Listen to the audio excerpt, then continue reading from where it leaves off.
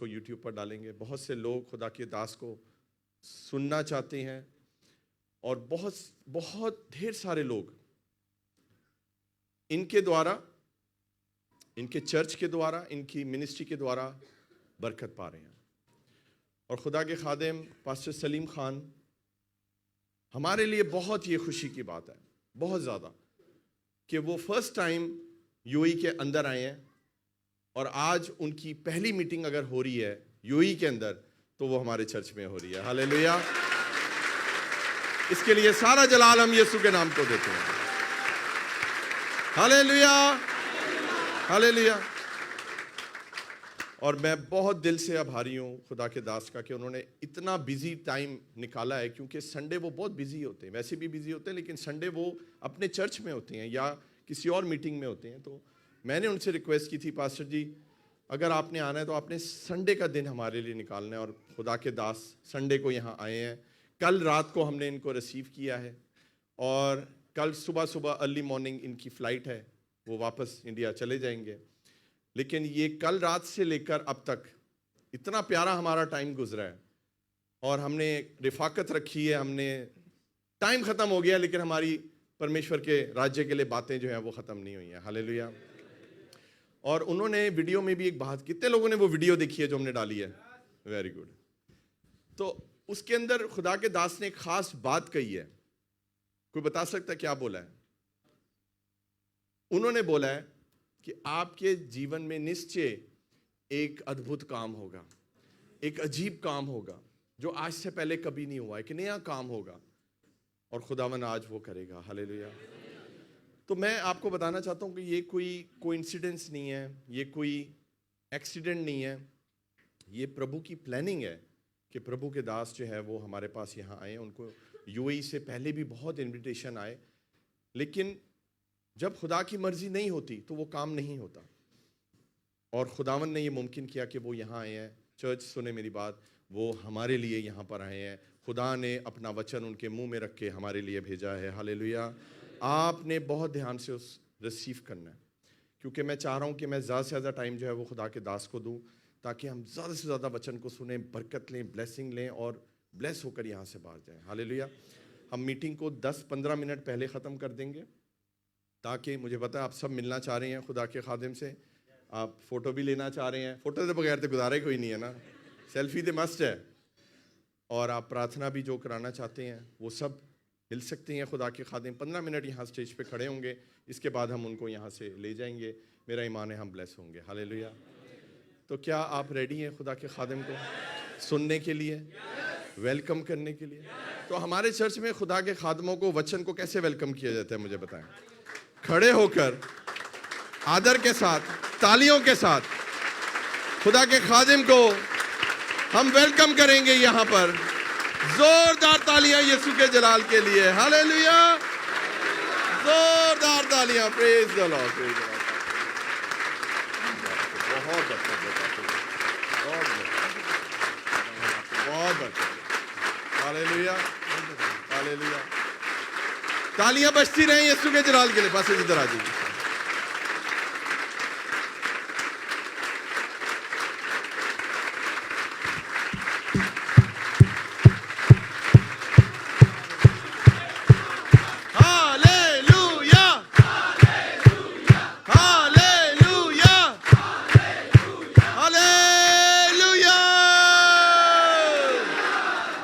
जलाल प्रभु के नाम को देते हैं। Hallelujah, hallelujah. आप बैठिए, हम अभी खुदा के खादिम को और अच्छे तरीके से वेलकम करेंगे। और मैं आपकी तालियों में दावत दूंगा पास्टर अमरीन को कि वो यहाँ पर आएँ और फूलों से खुदा के खादिम का वो वेलकम करेंगी। जोरदार तालियां। Hallelujah.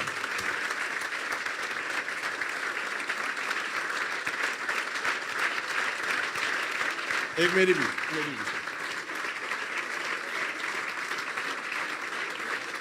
Praise the Lord, praise the Lord. Hallelujah. Thank you, Pastor ji. Thank you. ना आपको बड़ी बरकत दे। Thank you, sir. Thank you. प्रभु यीशु मसीह नासरी के अतुल्य पवित्र करुणामयी मीठे अनुग्रहकारी नाम में आज की शाम आप सबके लिए बहुत बहुत मुबारक हो। सबको प्रेज द लॉर्ड। मैं चाहता हूं कि जो आदर मुझे दिया गया है यहाँ, अब मैं तो उसके योग्य नहीं हूं, लेकिन इनका बड़प्पन है। पादरी साहब का कि इनका बड़ा उर्दे है और आप सबका बड़ा दिल है जो आपने मुझे यहाँ वेलकम किया। इतने बड़े वेलकम के मैं योग्य नहीं। मैं बड़ी विनम्रता के साथ अपना ये घुटना टेक कर ये आदर अपने प्रभु को अर्पण कर देता हूं।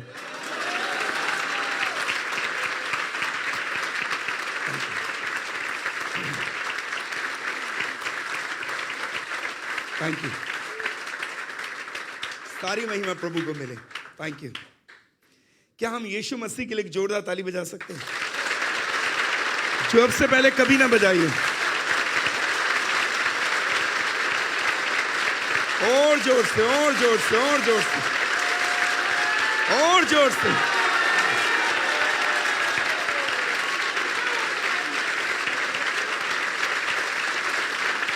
Thank you. हालेलुया।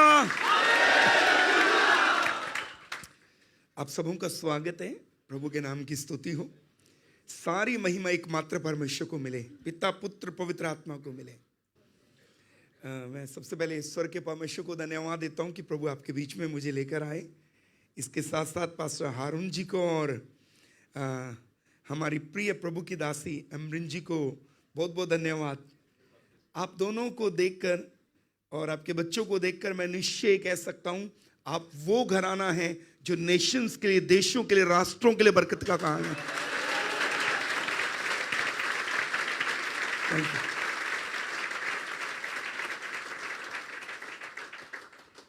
अब सबसे कहना चाहूंगा, आप एक सही जगह पर रोपे गए हैं। मैं कल रात से प्रभु के दास से मिला और बातचीत किया।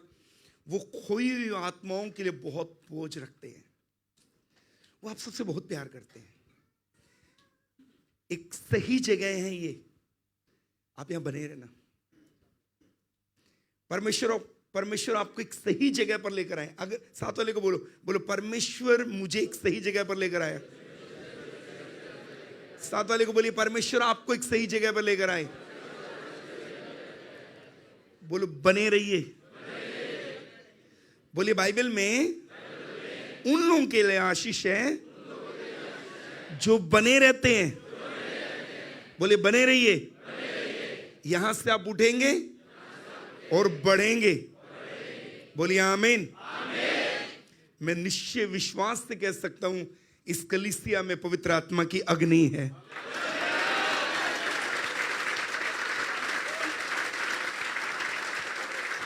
ताली जोर से बजाएं प्रभु के आदर के लिए।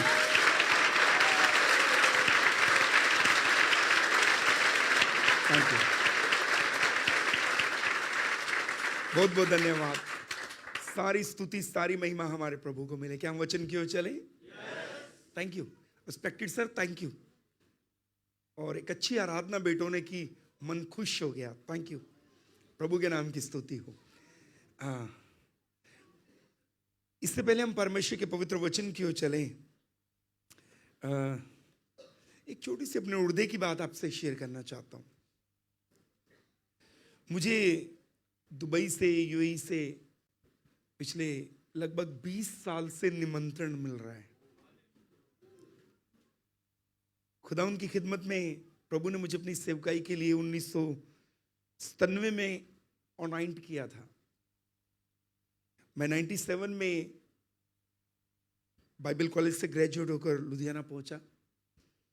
97 से लेकर अब तक प्रभु ने लुधियाना में रहकर अपनी सेवकाई करने के लिए एक अनुग्रह दिया। यहां से मुझे बहुत निमंत्रण थे, पर प्रभु ने मुझे कभी कहा ही नहीं जाओ। प्रभु मुझे 2013 से लेकर अब तक लगभग 9 बार इंग्लैंड लेकर गए, जहां तक मुझे याद है। लगभग प्रभु मुझे फिनलैंड लेके गए, नॉर्वे लेकर गए, अलग अलग देशों में प्रभु लेकर गए, लेकिन कभी यहां के लिए मन में डाला ही नहीं प्रभु ने मेरे। इस बार जैसे मैंने मेरे फोन के ऊपर एक इनविटेशन पढ़ा, प्रभु के श्रेष्ठ दास ने एक निमंत्रण मुझे भेजा। प्रभु ने मुझे तुरंत कहा, हां बोल दे।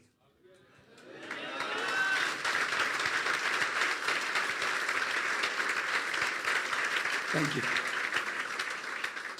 यहाँ बहुत से भाई बहन हैं जो मुझे व्यक्तिगत रीति से हम एक दूसरे को जानते हैं, हमारी बेटी बैठी है, बहुत से लोग जानते हैं। मैं आप सबके जीवन के लिए प्रभु को धन्यवाद देता हूं। इससे पहले हम वचन की ओर जाएं, मैं एक छोटी सी बात बोल करके फिर वचन को आरंभ करना चाहता हूं। जब आप इस सभा में आए हैं तो एक बड़ी उम्मीद के साथ बैठे।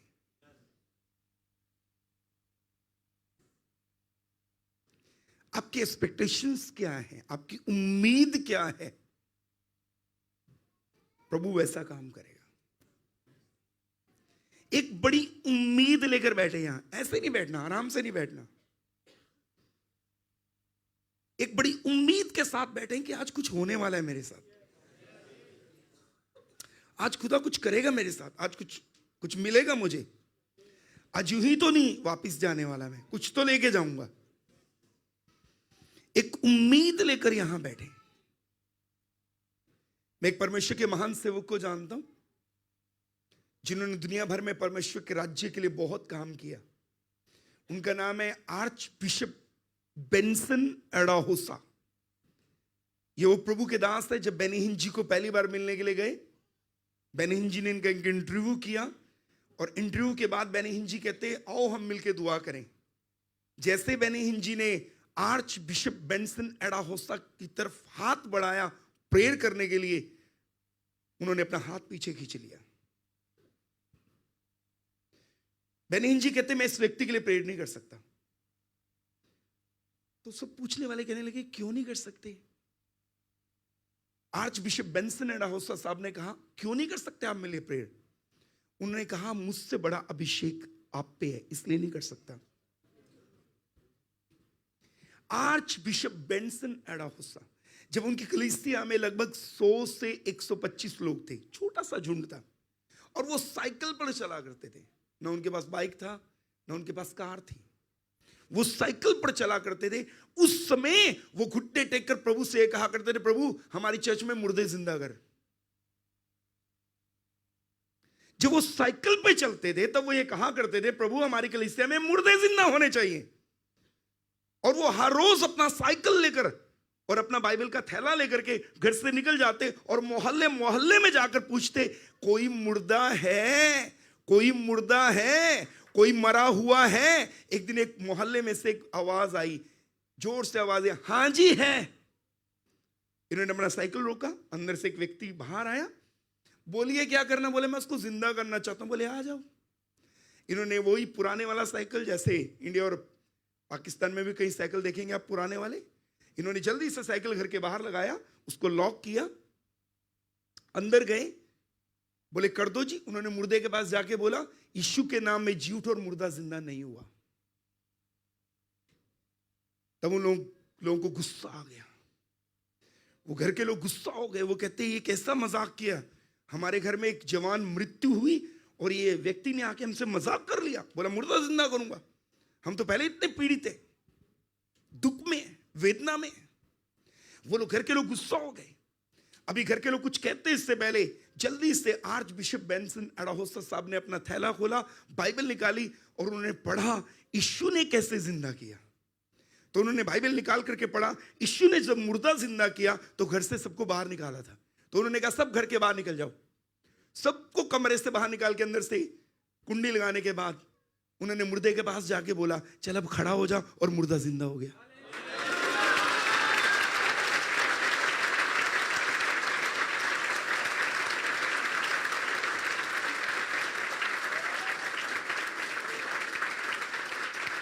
अब इस मीटिंग से जाने के बाद गूगल पे सर्च कीजिएगा, यूट्यूब पे सर्च कीजिएगा, टाइटल है मैं मुर्दा जिंदा करने साइकिल पे जाता था, यही टाइटल है उसका। जब छोटी सी कलीसिया है, वो परमेश्वर से महान बातों की उम्मीद कर रहे थे। यशायाह की किताब में लिखा है अपने परमेश्वर से महान बातों की उम्मीद करो, अपने परमेश्वर से महान चीजों की उम्मीद करो। जब आप परमेश्वर के पास आते हैं, हमारा परमेश्वर महान है, आपकी उम्मीद एक बड़ी होनी चाहिए। छोटी उम्मीद लेकर मत आइए। याद रखना, आपके जीवन में परमेश्वर उतना बड़ा काम करेगा जितनी आपकी उम्मीद है। अपनी उम्मीद को बड़ा कीजिए। बाइबल में नहीं लिखा खुदा ने कहा मैं तुम्हें बड़ी बरकत दूंगा। बाइबल में लिखा खुदा कहता अपना तंबू बड़ा कर, जितना बड़ा तंबू बरकत उतनी ही बड़ी आएगी।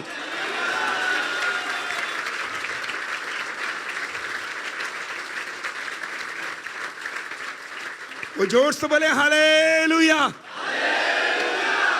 बड़ी उम्मीद लेकर आए अपने परमेश्वर के पास, एक बड़ी उम्मीद के साथ आए। हमारा परमेश्वर अद्भुत है, वो महान है, उसके काम अद्भुत है।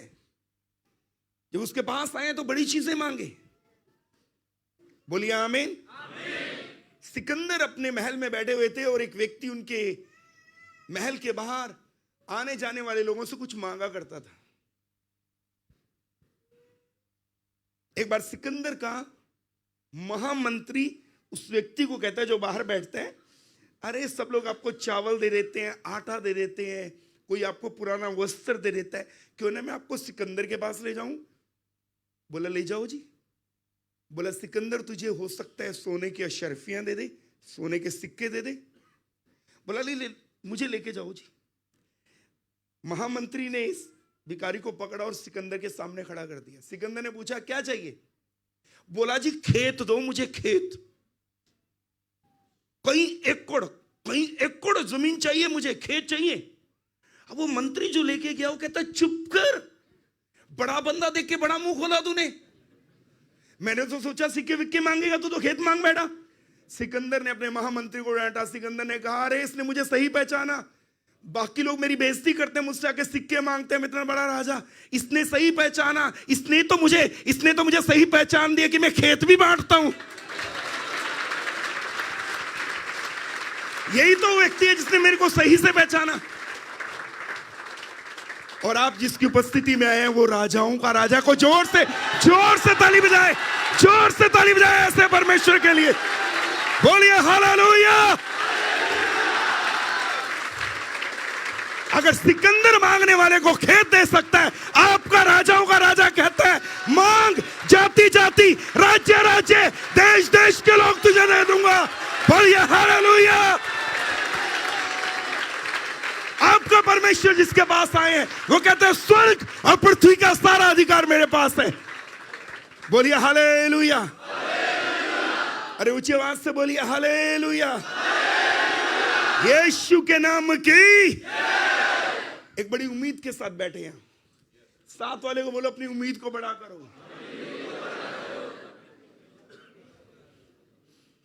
ऐसे कैसे होगा? ऐसे हाथ फैला के कहिए।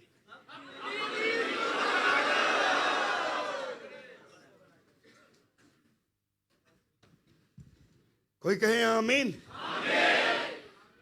फिर से कहे आमीन। क्या हम कलाम की ओर चले? निकालिए मेरे साथ परमेश्वर के पवित्र वचन में से गिनती की किताब 13वां अध्याय आखिरी 3 आयतें। कोई भी इसे पढ़ सकता है।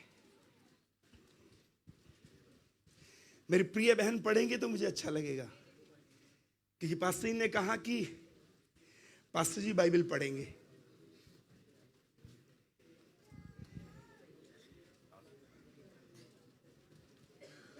लेकिन जो और आदमी उसके साथ गए थे वो कहने लगे कि हम इस लायक नहीं हैं कि उन लोगों पर हमला करें, क्योंकि वो हमसे ज्यादा जोरावर हैं। इन आदमियों ने बनी इस्राएल को उस मुल्क की जिसे वो देखने गए थे बुरी खबर दी और ये कहा कि वो मुल्क जिसका हाल दरियाफ्त करने को हम उसमें से गुजरे एक ऐसा मुल्क है जो अपने बाशिंदों को खा जाता है, और वहाँ जितने आदमी हमने देखे वो सब बड़े कदावर हैं। और हमने वहाँ बनी इनाक को भी देखा जो जब्बार है और जब्बारों की नस्ल से हैं, और हम तो अपनी ही निगाह में ऐसे थे जैसे टिड्डे होते हैं, और ऐसे ही उनकी निगाह में थे। बस जी, अगर हम इसे हिंदी में पढ़ेंगे तो ये मेरी और बड़ी सहायता होगी आपके द्वारा। मेरी बहन ने बहुत खूबसूरती से पढ़ा इसे। यस,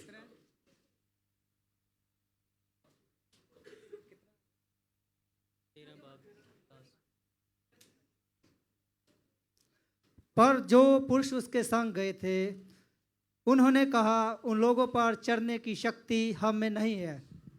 क्योंकि वे हमसे बलवान है। और उन्हें इस्राएलियों के सामने उस देश की जिसका भेद उन्होंने लिया है ये कहकर निंदा भी की। वह देश जिसका भेद लेने को हम गए थे ऐसा है जो अपने निवासियों को निगल जाता है, और जितने पुरुष हमने उससे देखे हैं सब के सब बड़े डील डॉल के हैं।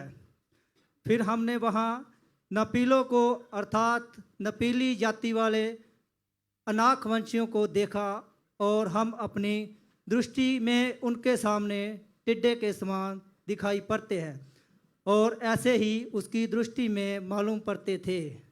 आमीन। मैं कहूंगा कि ये परमेश्वर का पवित्र वचन है और प्रभु के पवित्र वचन के पढ़े सुने जाने पर आशीष हो, लेकिन आप हाथ उड़ाकर कहेंगे जोर से आमीन। आप इतना धीरे क्यों कहते हैं, पहले तो ये बताइए आप। थैंक यू, बहुत बहुत धन्यवाद। ये तो कुछ डिफरेंट था, बिल्कुल अलग था। बोलिए हालेलुया, ऊंची आवाज से बोलिए हालेलुया।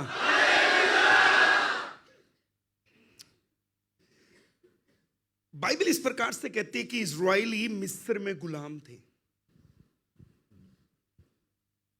और एक लंबे समय की गुलामी के बाद, लगभग 430 साल की गुलामी झेलने के बाद परमेश्वर ने अपना बड़ा हाथ बढ़ाया, और बाइबल कहती है कि परमेश्वर ने इन्हें मिस्र की गुलामी से निकाला। और पवित्र शास्त्र बाइबल इस प्रकार से कहती है, खुदा का कलाम कहता है कि परमेश्वर ने मिस्र में 10 बड़े काम किए। एक्चुअली 11 काम क्यों नहीं है, 10 ही क्यों है, 9 क्यों नहीं है?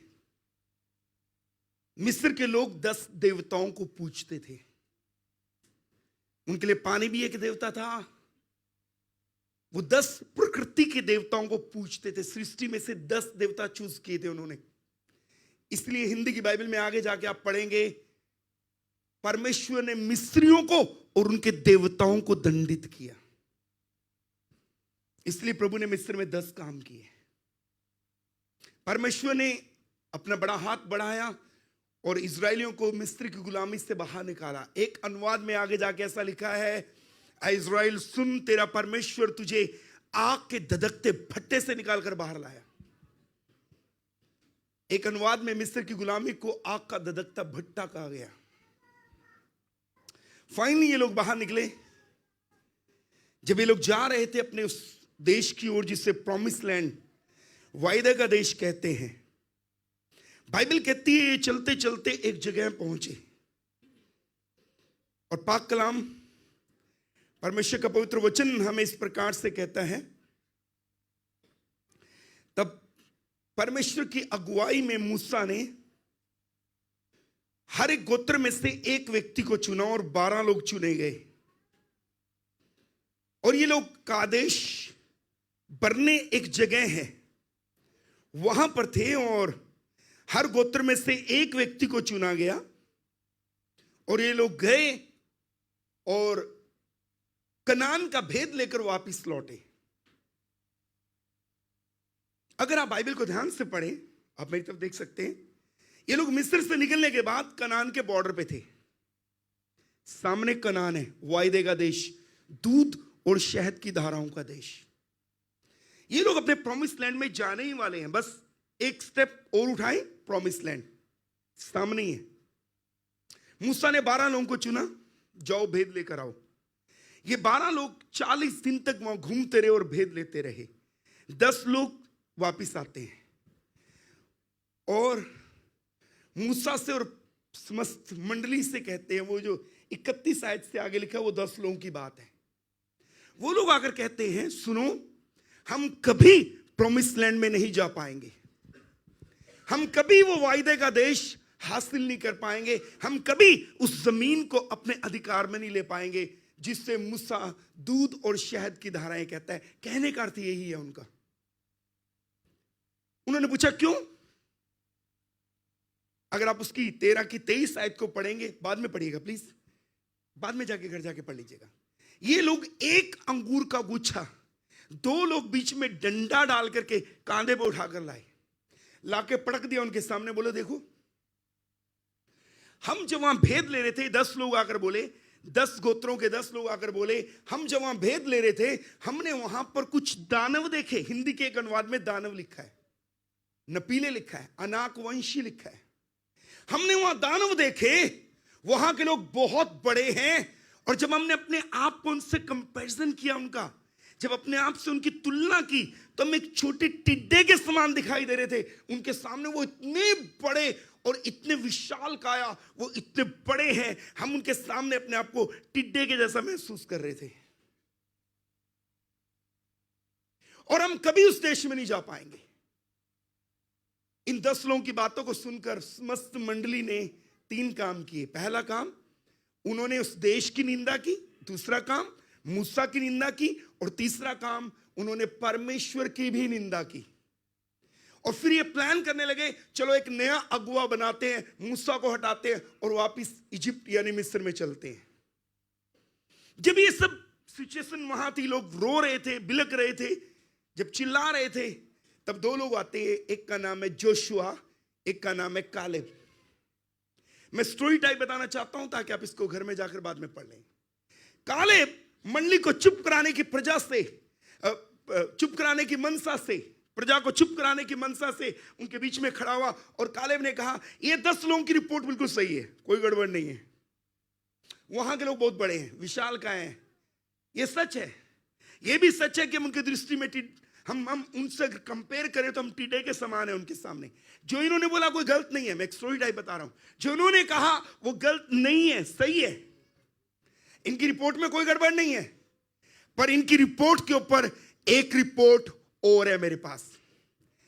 आज के मैसेज का टाइटल है, एक रिपोर्ट और है।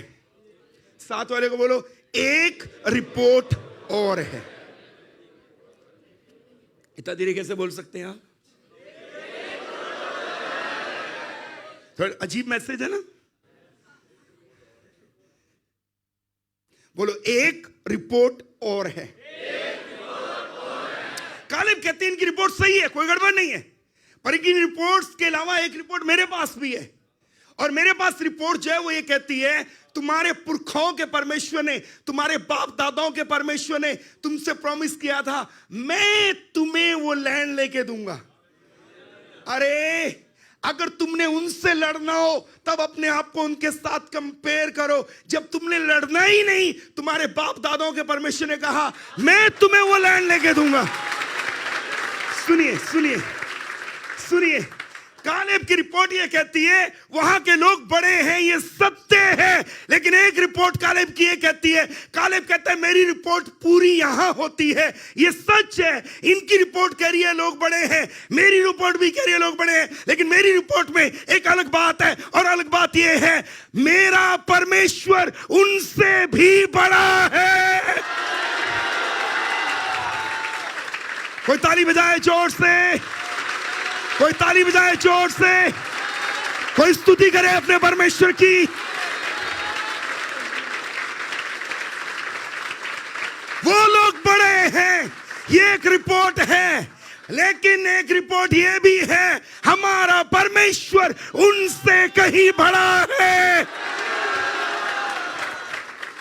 बोलिए आमीन। इसलिए बाइबल में लिखा है, युद्ध तो यहोवा का है। कोई कहे आमीन।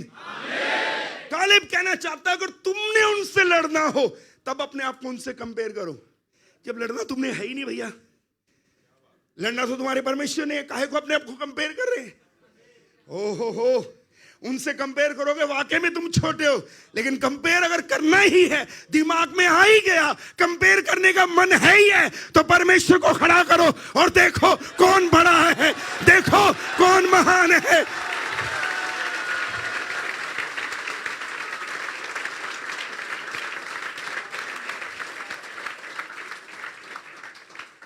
आज की रात में आपको कुछ कहना चाहता हूं, यीशु के नाम में कहना चाहता हूं। बड़ा अच्छा किसी ने गीत लिखा, ये मत कहो खुदा से, मुश्किलों से कह दो।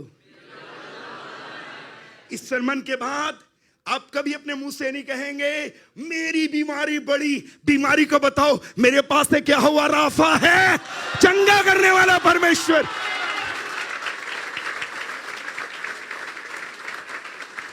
आपकी मेडिकल रिपोर्ट कुछ भी क्यों ना है, मेडिकल रिपोर्ट के सामने बोलो मेरे पास एक रिपोर्ट और है, मेरा परमेश्वर बड़ा है, ये बीमारी छोटी है।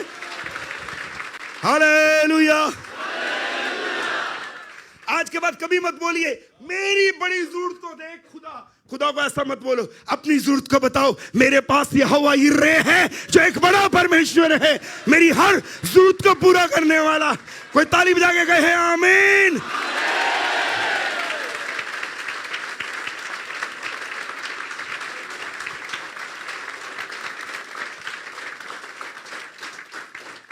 आज के बाद कभी ना कहे परमेश्वर मेरे बिगड़े हालातों को देख, मेरे बदतर हालातों को देख, मेरी बदतर परिस्थितियों को देख। आज के बाद ये मत कहिए, अपनी परिस्थितियों को बताइए मैं खुदा को मानता हूं जिसका नाम यहोवा निस्सी मेरी जीत का झंडा है। बोलिए हालेलुया, हालेलुया, हालेलुया, हालेलुया। मैं गुड न्यूज देना चाहता हूं आज की रात आपको।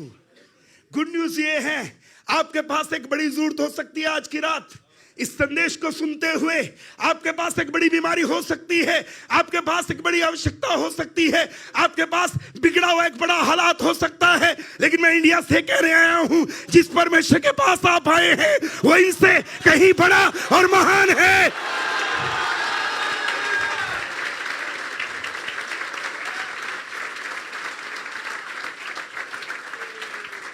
कोई 3 बार हालेलुया बोले जोर से।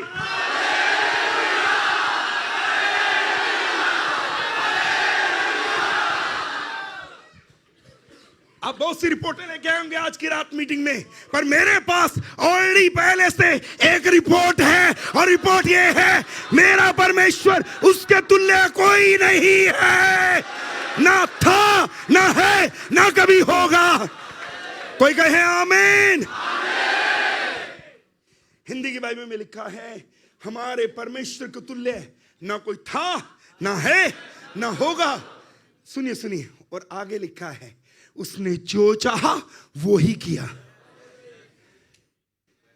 साथ वाले को बोलो उसने जो चाहा। इतना धीरे बोलते हैं।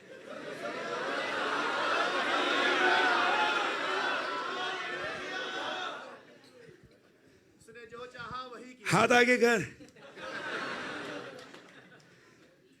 बोल क्या बोला भाई मैंने? जो चाहा वही किया। यीशु ने जो चाहा वही किया।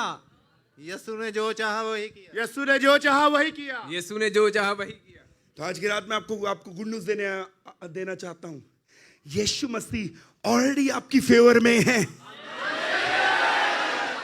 बोलिए आमीन, बोलिए आमीन, जोर से बोलिए आमीन।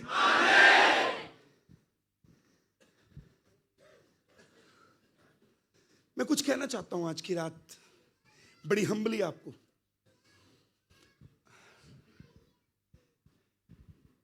कालेब ने कहा वहां के लोग बड़े हो सकते हैं पर हमारा परमेश्वर उनसे कहीं बड़ा है। क्रिश्चियनिटी में आने के बाद, मसीहत में आने के बाद समस्या कहां है?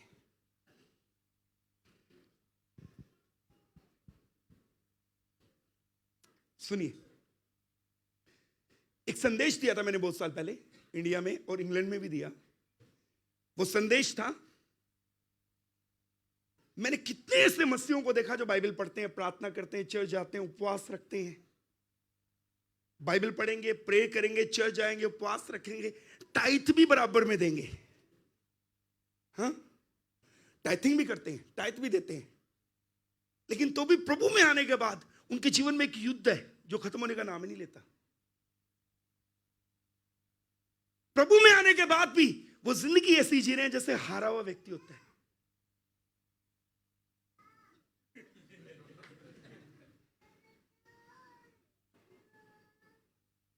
प्रभु में आने के बाद भी वो अपने आप को हारा हारा। अरे बाइबल पढ़ते हो, चर्च जाते हो, प्रार्थना करते हो, आराधना करते हो, टाइट देते हो, ये सब करने के बाद भी उनको लगता है जैसे अभी भी वो कुछ एरियो में युद्ध कर रहे हैं, वो हारे हुए हैं।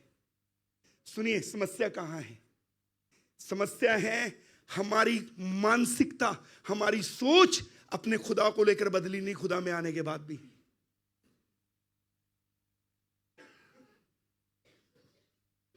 पूरी बाइबल पढ़ लीजिए। शैतान का सबसे पहला आक्रमण, सबसे पहला हमला किसी भी व्यक्ति के ऊपर उसकी सोच पे होता है। प्रभु में आने के बाद हमारी सोच नहीं बदली, प्रभु को पहचाना ही नहीं हमने, है कौन वो, जान ही नहीं पाए हमारा रब कौन है।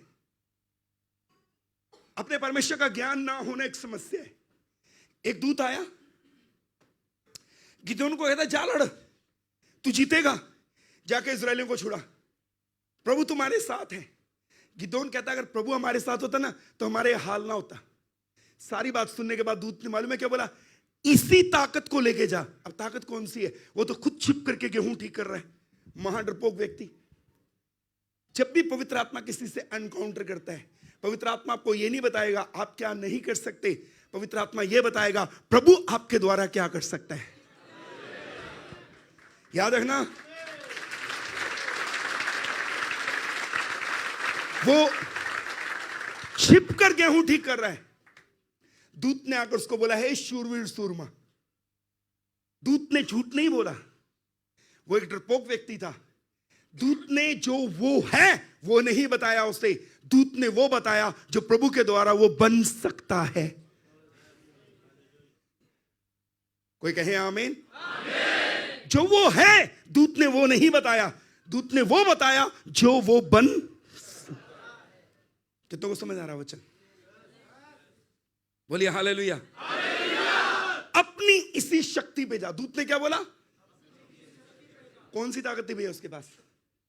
सुनिए, ताकत ये थी, जैसे दूत ने कहा जा प्रभु तेरे साथ है, इजरायलियों को छुड़ा ले। उसने कहा अगर प्रभु हमारे साथ होता तो हमारे यह हालात ना होते। उससे उसकी ताकत मालूम है क्या थी? दूत ने कहा यही तेरी ताकत है।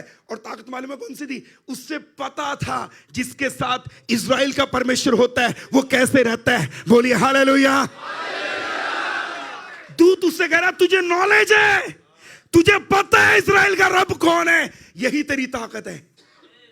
सुनिए, प्रभु में आने के बाद हारने का एक बड़ा कारण है मानसिकता चेंज नहीं हुई। महान परमेश्वर के पास आ गए, लेकिन महान परमेश्वर की सामर्थ के बारे में ज्ञान नहीं है कि वो क्या कर सकते हैं।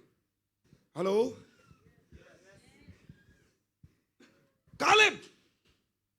कालेब ने आके कहा यस वहां के लोग बड़े हैं पर उससे बड़ा हमारा परमेश्वर है। ओके, मेरे पास समय नहीं है क्योंकि मैं समय में बाउंडेड हूं। अभी आगे जल्दी से बढ़ना चाहूंगा आपके साथ। जब ये लोग कनान में जाते हैं, बोलिए जब ये लोग कनान में जाते हैं, बोलो बोलो बोलो, आखिरी बार जोर से बोलना जरा। कालेब मूसा के पास आके कहता है, यहोशू के पास आके कहता है, बोलो कालेब यहोशू के पास आके कहता है, यहोशू 13 और 14 अध्याय। कालेब यहोशू के पास आके कहता है वो पहाड़ी जिसकी चर्चा उस समय परमेश्वर ने अपने दास मूसा के द्वारा की थी वो मुझे दे। एक्चुअल में जब कालेब ने बोला वहां के लोग बड़े नहीं, हमारा खुदा बड़ा है। एक्चुअली आगे देखिए, एक विनम्रता से एक बात कहना चाहता हूं। ये 12 लोग भेद लेने गए, इन 12 लोगों में से सबसे खूंखार जगह, बोलो खूंखार, बोलो भयंकर, बोलो भयंकर, जिस एरिया का कालेब ने भेद लिया वो सबसे भयंकर जगह थी। वो पहाड़ी क्षेत्र था, सबसे बड़े दानव उधरी थे। इसने सबसे बड़े विपरीत हालातों को देखकर बोला हालात छोटे, लोग छोटे, हमारा खुदा बड़ा। तब खुदा ने मूसा के द्वारा प्रॉमिस किया जिस जगह का कालेब भेद लेकर आया एक दिन वो जगह कालेब की होगी। अगर आप यहोशू 13 और 14 अध्याय पढ़े, कालेब जाता है, जोशुआ ऐसे वो लैंड देता है, जाता है उस जगह के लोगों को हराता है और उससे अपने अधिकार में ले लेता है। कुछ कहना चाहता हूं मैं, आगे देखिए। कालेब ने वहां के हालात देखे, क्या बोला? हालात छोटे, मेरा खुदा बड़ा। याद रखना, बड़ी हम्बली मैं आपको कुछ कहना चाहता हूं, अगर आप अपने घर में जाके गिनती 14 पढ़ें तो परमेश्वर ने उन 10 लोगों को और जितने लोगों ने उनकी बात पर यकीन किया उनके विषय में ऐसा कहा, इन लोगों ने मेरा अपमान किया है। अगर आप गिनती 14वां अध्याय पढ़ें, वहां लिखा है खुदा कहते हैं मूसा को, इन 10 लोगों ने और जितने लोगों ने इनकी बात पे यकीन किया उन्होंने मेरी तौहीन की है, मेरा अपमान किया है। याद रखना, आप केवल तभी अपने खुदा का अपमान नहीं करते जब आप गुनाह कर रहे होते हैं, उसकी अनाज्ञाकारिता कर रहे होते हैं। आप तब भी अपने खुदा का अपमान करते हैं जब आप हालातों को बड़ा और उनके सामने अपने खुदा को छोटा कर रहे होते हैं। खुदा ने कहा इन 10 लोगों ने और जितने ने इनकी बात पर यकीन किया उन्होंने मेरा अपमान किया। उनमें से एक व्यक्ति भी जोशुआ और कालेब को छोड़कर कनान में नहीं गया। उनकी कब्रें उसी जगह पर बनी जंगल में। मैं आपको कुछ कहना चाहता हूं, आगे देखिए, बड़ी हम्बली कुछ कहना चाहता हूं। कालेब ने उस सारी परिस्थिति को देखा और कहा मेरा खुदा बड़ा, लोग छोटे, हालात छोटे। एक समय आया, जोशुआ 13-14 अध्याय अपने घर जाके पढ़ना, बाइबल में लिखा कालेब गया और उसने उस जगह को जीत लिया और वो जमीन कालेब के नीचे आई। कुछ कहना चाहता हूं, आप जिन परिस्थितियों को छोटा और उनके आगे अपने खुदा को ऊंचा उठाते हैं, जैसे उस दिन वो जमीन कालेब के पांव के नीचे आई, एक दिन वो हालात आपके पांव के नीचे होंगे, एक दिन वो परिस्थिति आपके पांव के नीचे होंगी, एक दिन वो सिचुएशंस आपके पांव के नीचे होगी। कोई ताली बजाएगा, जोर से प्रभु की स्तुति करे, और जोर से स्तुति करे, और जोर से प्रभु का आदर करे।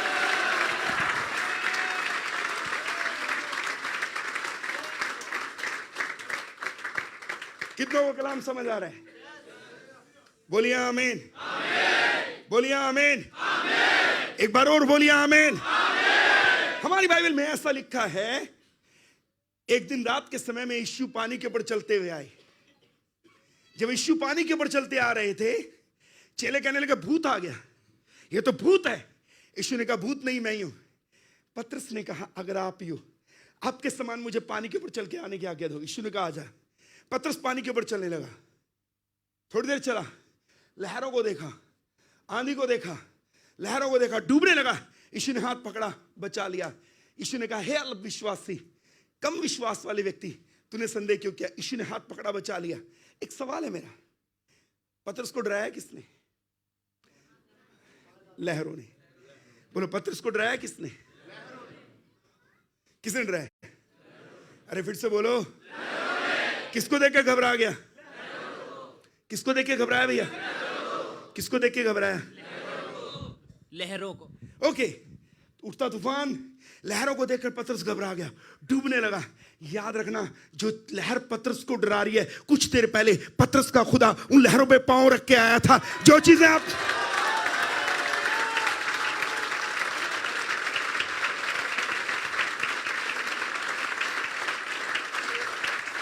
आपको घबराती है, आपके खुदा के पांव के नीचे, आपके खुदा के पांव के नीचे, आपके खुदा के पांव के नीचे। बोलिए हालेलुया। कोई कहे आमीन। साथ वाले को बोलो, जो चीजें आपको डराती और घबराती हैं, मेरे खुदा बाप ने उन्हें अपने पांव के नीचे रखा है। ओके, साथ वाले को बोलो गुड न्यूज है, बोलो गुड न्यूज है। उसने बोला मेरे पांव के नीचे अब तुम्हारे भी आएगी। मैं तुम्हें सांप और बिच्छुओं को अपने पांव से रोने का अधिकार देता हूं। वो मेरे पांव के नीचे, वो तुम्हारे भी पांव के नीचे है।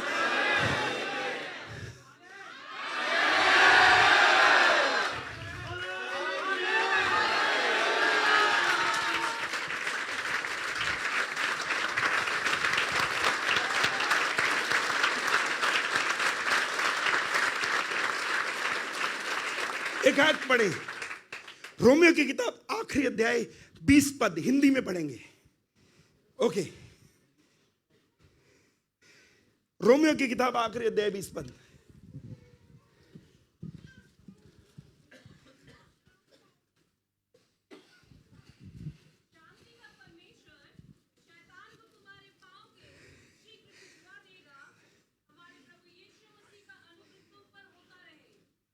छोटी बहन बहुत अच्छा पढ़ा, लेकिन अगर माइक में पढ़ेंगे तो बहुत अच्छा है। बेटा थोड़ा जल्दी पढ़ना। भैया पढ़ो। शांति का परमेश्वर एक मिनट भरा मेरी गल सुन ले पहला। वो एडी वड्डी गल दसन दिया वा, जोर दी पढ़, शेर सा बन के पढ़ना। इतनी बड़ी बात पढ़ने लगा दब के, ऐसे नहीं होता। शांति का परमेश्वर शैतान को तुम्हारे पांव के शीर्ष को चलना देगा। नहीं, दोबारा पढ़ो, सही पढ़ो, धीरे धीरे पढ़ो। ऊंचा पढ़ना है पर पढ़ना आराम से है। हाँ। शांति का परमेश्वर शैतान को तुम्हारे पांव में, नहीं नहीं, गलत पढ़ रहे हैं आप यार। वो जाना ही दिलेरी बखा छड़ी के। पढ़ो बेटा, जल्दी पढ़ो। शांति का परमेश्वर शैतान को तुम्हारे पांव से शीश कुचलवा देगा। शीश नहीं, शीश। पढ़ दे यार। थैंक यू भाई, आपके लिए भी धन्यवाद। शांति का परमेश्वर शैतान को तुम्हारे पांव से शीर्ष कुचलवा देगा। आप लोगों को गैस से कोई दिक्कत है? शीघ्र माने जल्दी। ओके, कोई और पढ़े हिंदी में। शांति का परमेश्वर शैतान को तुम्हारे पांव से शिखर कुचलवा देगा। मेरे पीछे बोलो, जो दोबारा जोर, अब सब बोलो। शांति का परमेश्वर शैतान को तुम्हारे पांव से शिखर कुचलवाएगा। ओके, पहले प्रभु ने लहरों के ऊपर पांव रख के चला, जो पतरस को डरा रही है उनके ऊपर पांव रख के चला। बाद में प्रभु ने अपने लोगों को क्या बोला? सुनो, प्रभु क्या कहता है? मैं कुचलवाऊंगा शैतान को।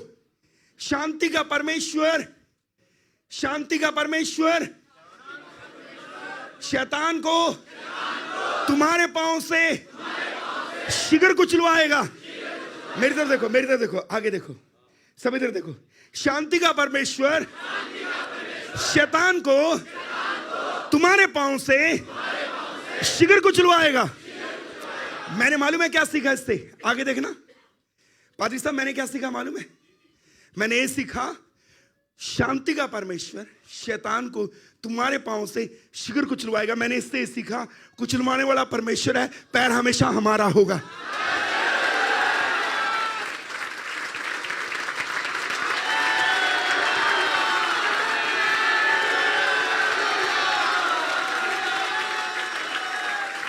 इसका अर्थ है लड़ेगा खुदा, जीत आपके नाम सुनाई देगी। Yes yes yes yes yes yes yes yes yes yes yes.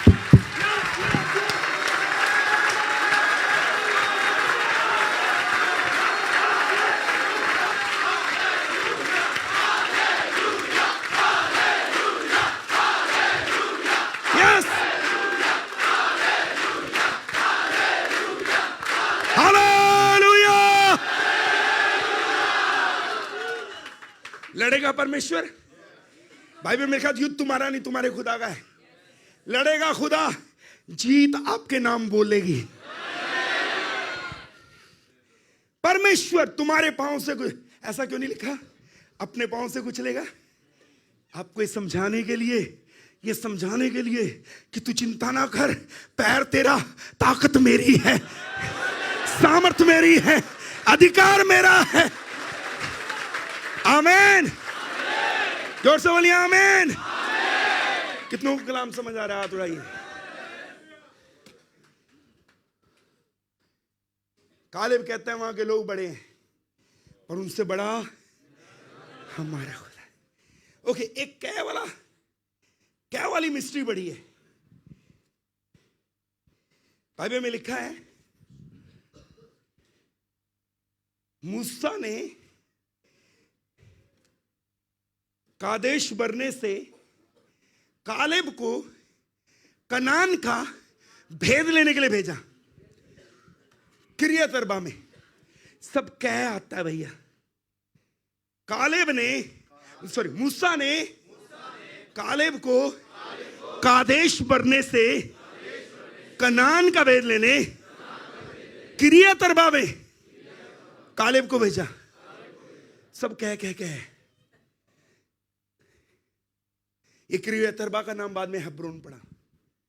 मैं कुछ कहना चाहता हूं, इससे पहले हम आगे बढ़े। आगे देखिए,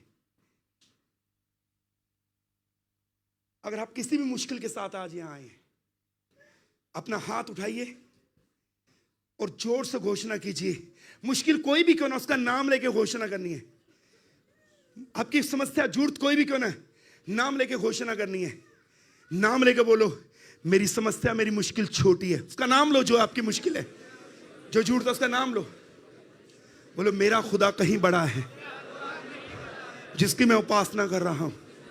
बार बार घोषणा करो, बार बार करो। बोलो बोलो बोलो, बार बार बोलो।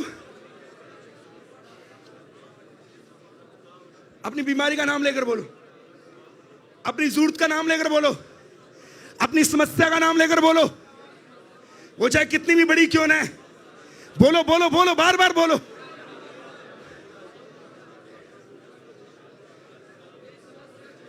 आपकी चुनौती, आपका चैलेंज कितना भी बड़ा क्यों ना हो, नाम लेके बोलो। मेरा चैलेंज छोटा है, मेरा खुदा बड़ा है। बार बार बोलो, बार बार बोलो।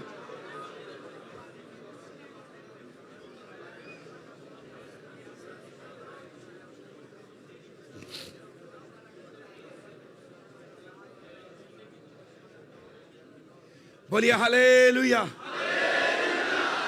साथ वाले को बोले, अपने खुदा के बारे में ज्ञान रखना है।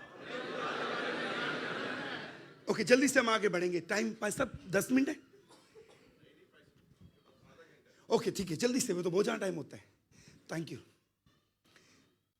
प्लीज आगे देखें, टाइम कम है इसलिए हम जल्दी से फास्ट बहुत तेज चलेंगे। आप मालूम है आपका परमेश्वर कौन है जिसकी आप उपासना करने आए हैं? बाइबल का परमेश्वर। हिंदी की बाइबल में लिखा है, परमेश्वर ने एलिया को बोला, जा और राजा के महल में जाके घुस के बोल दे कि जब तक मैं नहीं कहता आसमान से बारिश नहीं आएगी ना ओस आएगी। एलिया का विश्वास बहुत बड़ा है। एलिया ईमान में बहुत मजबूत है पादरी साहब, बड़ा ईमान का पक्का, खुदा के बड़े बड़े काम करने वाला बंदा है एलिया। राजा के महल में घुसता है और राजा को कहता है, सुन राजा, परमेश्वर ने मुझे कहा है जब तक मैं ना कहूं आसमान से ना बारिश आएगी ना ओस आएगी। और ऐसा ही हुआ। उसके बाद एलिया ईमान में भरा हुआ है और ईमान में मजबूत, विश्वास में बहुत मजबूत। यह गया कारमेल की चोटी के ऊपर चैलेंज किया और दुष्ट के नबियों को घात किया। और उससे पहले आसमान से इसने बोला आग आएगी तो आग आई। एलिया ने कहा आग आएगी तो आग आई। ईमान में बहुत मजबूत है एलिया। लेकिन अचानक से अहाब ने एलिया के सारे काम जाकर अपनी घरवाली को बता दिए, इजबेल को। इजबेल ने कहा, जैसे उसने मेरे नबियों को मारा मैं उसकी गर्दन वैसे ही कर दूंगी, मैं भी उसे उन्हीं के समान कर दूंगी। हिंदी की बाइबल में लिखा है, एलिया अपना प्राण लेकर भागा। सुनिए, बहुत महत्वपूर्ण बात है। एलिया भागा, एक झाऊ के पेड़ के नीचे जाके सो गया। एक दूत आया एलिया के पास, उसको छुआ। एक दूत आया, उसको टच किया सोए पड़े को। उसे कहा उठ। ये उठा। सामने रखा हुआ खाना, रोटी और जल दिया। एलिया ने रोटी खाई, जल पिया, फिर सो गया। फिर दूत आया, फिर से दूत आया, छुआ एलिया को, उसे टच किया, वो उठा। दूत ने कहा ये खाना है, ये रोटी है, ये जल है। उसने रोटी खाई और जल पिया। पढ़ा आपने बाइबल में? इतना इजी नहीं है। सुनिए, मैं जिससे मैं अपने सरमन तैयार करता हूं वो बाइबल डायरेक्ट हिब्रू और ग्रीक से ट्रांसलेटेड है। 1980 में प्रिंट हुई थी। मैं भी 1980 में पैदा हुआ था। मेरे जन्म जिस साल में पैदा हुआ उसी साल बाइबल प्रिंट हुआ। हिब्रू और ग्रीक से डायरेक्ट ट्रांसलेटेड है। जब मैंने उस बाइबल में पढ़ा तो मुझे अलग लगा। जब मैंने उस बाइबल को पढ़ा, पुराना नियम हिब्रू में लिखा गया, नया नियम ग्रीक में लिखा गया। पुराना नियम इब्रानी में लिखा गया, नया नियम यूनानी में लिखा गया। जब मैंने हिब्रू की बाइबल पढ़ी तो मुझे पता चला, मेरी पर्सनल बाइबल जिसको मैं स्टडी बाइबल जहाँ से सरमन तैयार करता हूँ, जब मैंने उसको हिब्रू की बाइबल पढ़ा तो मुझे पता चला एक्चुअल में वो दूत हिब्रू की बाइबल में उस दूत के लिए जो वर्ड लिखा है, पुराने नियम में यीशु मसीह के लिए वही वर्ड लिखा है। उस दूत के लिए हिब्रू की बाइबल में जो वर्ड इस्तेमाल किया गया, वही वर्ड ओल्ड टेस्टमेंट और न्यू टेस्टमेंट में यीशु मसीह के लिए इस्तेमाल किया गया।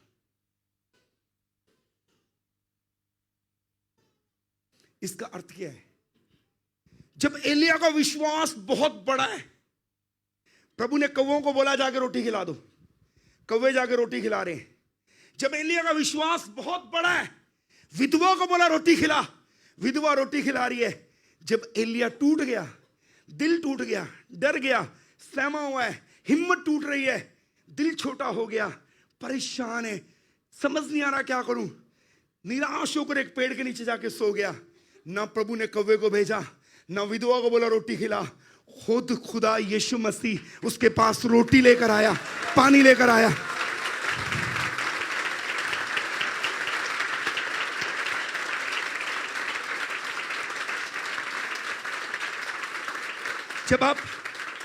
जब आप अपने खुशी के दिनों में हैं, जब आप विश्वास में मजबूत हैं, खुदा अपनी सृष्टि को आपके लिए इस्तेमाल कर सकता है।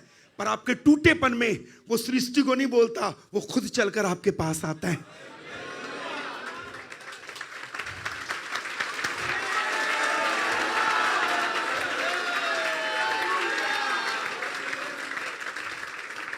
ये खुदा है मेरा खुदा। लोग मुझे कहते हैं, पास्टर सलीम आप प्रचार करते समय जंप क्यों करते हो, उछलते क्यों, छलांगे क्यों मारते हो? मैं उनको कहता हूं, ये मेरा खुदा जब खुशहाली का समय कौवे भेजेगा, लोग भेजेगा, टूटेपन में दिलासा देने के लिए आप आगे खड़ा हो जाएगा, आप आगे खड़ा हो जाएगा, आप आगे खड़ा हो जाएगा। ताली बजाकर प्रभु को धन्यवाद दें। ये मेरा खुदा, ये मेरा खुदा, ये मेरा खुदा। इसके समान ना कोई था, ना है, ना कभी कोई होगा।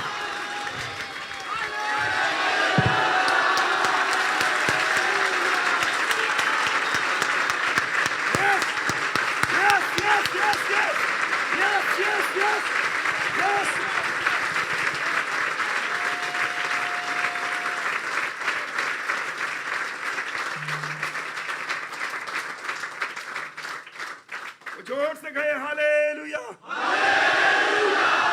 हालेलुया। जबूर 23 किन्ना ने पढ़िया हुआ, हाथ चुक्यो, हाँ तानू करो, हाँ हाथ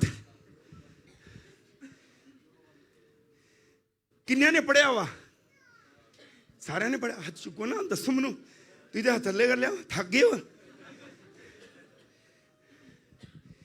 नीचे कर लीजिए। भजन संहिता 23:1 में लिखा है, यहोवा मुझे कुछ घटी, वो मुझे हरी हरी। साथ वाले को बोलो, अब यही बात बोलो,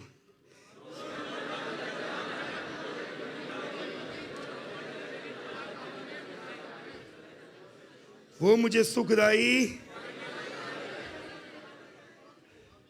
वो मुझे सुखदाई जल के झरने के पास। आगे देखो, सुनिए सुनिए, बहुत अच्छा, सुनिए आगे सुनिए, कुछ कहना चाहता हूं। भजन संहिता 23 को जब आप पढ़े, जब मैंने हिब्रू में इसकी हिस्ट्री पढ़ी, इब्रानी में जब मैंने इसका इतिहास पढ़ा, हिब्रू में, पुराने में हिब्रू में लिखा गया ना, जब मैंने इब्रानी में इसका इतिहास पढ़ा तो मुझे पता चला एक्चुअल में हो क्या रहा था। जब चरवाहा अपनी भेड़ों को चराता है तो एक ऊंचे स्थान पे एक पेड़ है, उस पेड़ के नीचे आराम से बैठ जाता है और सामने नीचे मैदान में भेड़ें चर रही होती हैं और चरवाहा ध्यान रखता है कोई जंगली जानवर भेड़ों को नुकसान ना पहुंचाए। ओके, चरवाहा यहां बैठा ऊंची हाइट पे और सामने मैदान में भेड़ों को देख रहा है। भेड़े थोड़ा डिस्टेंस में, बोलो भेड़े थोड़ा डिस्टेंस में। जब मैंने इब्रानी इतिहास पढ़ा तो मुझे पता चला, जब वो पानी पिलाता है तो ऊंचे पत्थर के ऊपर खड़ा हो जाता है और नीचे नदी में जाकर भेड़े पानी पी के वापिस आ जाती हैं। ऊपर से देखता रहता है। खाना खिलाएगा, चरवाहा डिस्टेंस पे है, दूरी पे है। पानी पिलाएगा, चरवाहा डिस्टेंस पे है, दूरी पे है। सामने भेड़े पानी पी रही हैं, ऊपर चट्टान के ऊपर, पत्थर के ऊपर खड़ा है, नीचे भेड़े जाके पानी पी के आ रही है। खाना खिलाया, दूरी है, डिस्टेंस है। पानी पिलाया, डिस्टेंस है। लेकिन चौथी आयत, जब मैं अंधकार की वादी से गुजरा। अंधकार की वादी होती है जहां कुछ समझ ना आए, कुछ ना दिखे, कुछ ना पता चले क्या करना है जिंदगी में, कुछ समझ ना आए, कुछ ना दिखे, कुछ ना समझ आए, कुछ ना दिखे। अंधकार की वादी, ना कोई अपना नजर आता, ना कोई बेगाना, ना कोई रास्ता खुलता दिखता। क्या होगा जिंदगी का कुछ नहीं मालूम। जब आप ऐसे दौर से गुजरते हैं, अब चरवाहा ना तो दूर है वो मैदान के उस कोने में, ना तो चट्टान के ऊपर खड़ा। चौथी आयत में लिखा है, जब मैं अंधकार की वादी से गुजरा, तू मेरे साथ आ गया, तू मेरे साथ आ गया, तू मेरे साथ आ गया। यही है बाइबल का खुदा। जब अच्छी अच्छी बरकतें होंगी, आपके जीवन में खुशहाली होगी, हरियाली होगी, सब कुछ अच्छा होगा। हो सकता है वो आपको आपके मुताबिक चलने के लिए कि ठीक है तू डिसीजन ले, तू आगे बढ़, आपको आपके डिसीजन के अनुसार आत्मा के अगुवाई में जैसे चलना चल, आपको ऐसे करके आगे भेज दे। लेकिन जब आप निराशा में से गुजरते हैं, कुछ समझ नहीं आता, उस समय वो दूर नहीं नजदीक आके खड़ा हो जाता है।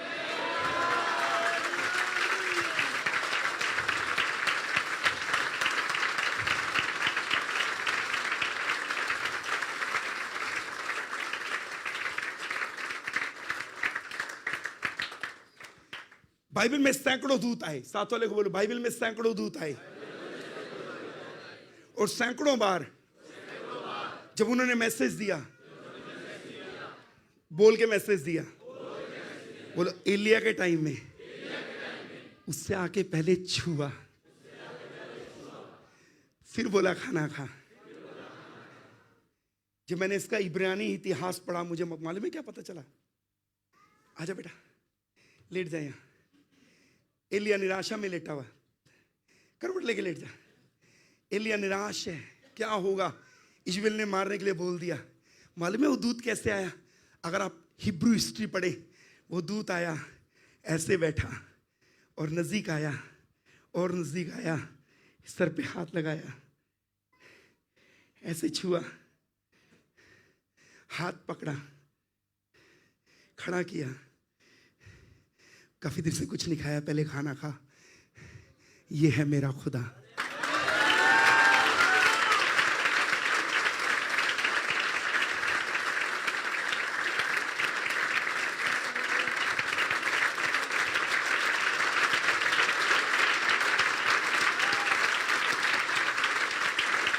यीशु के नाम की। एक लंबा सरमन है, जल्दी से बंद करने की ओर जाएंगे। पूरी बाइबल पढ़ लीजिए, एक ही सिद्धांत काम करता है और वो सिद्धांत ये है, इसको चेंज करो, मानसिकता चेंज करो। दाऊद कहता है मैं गोलियत को मारूंगा।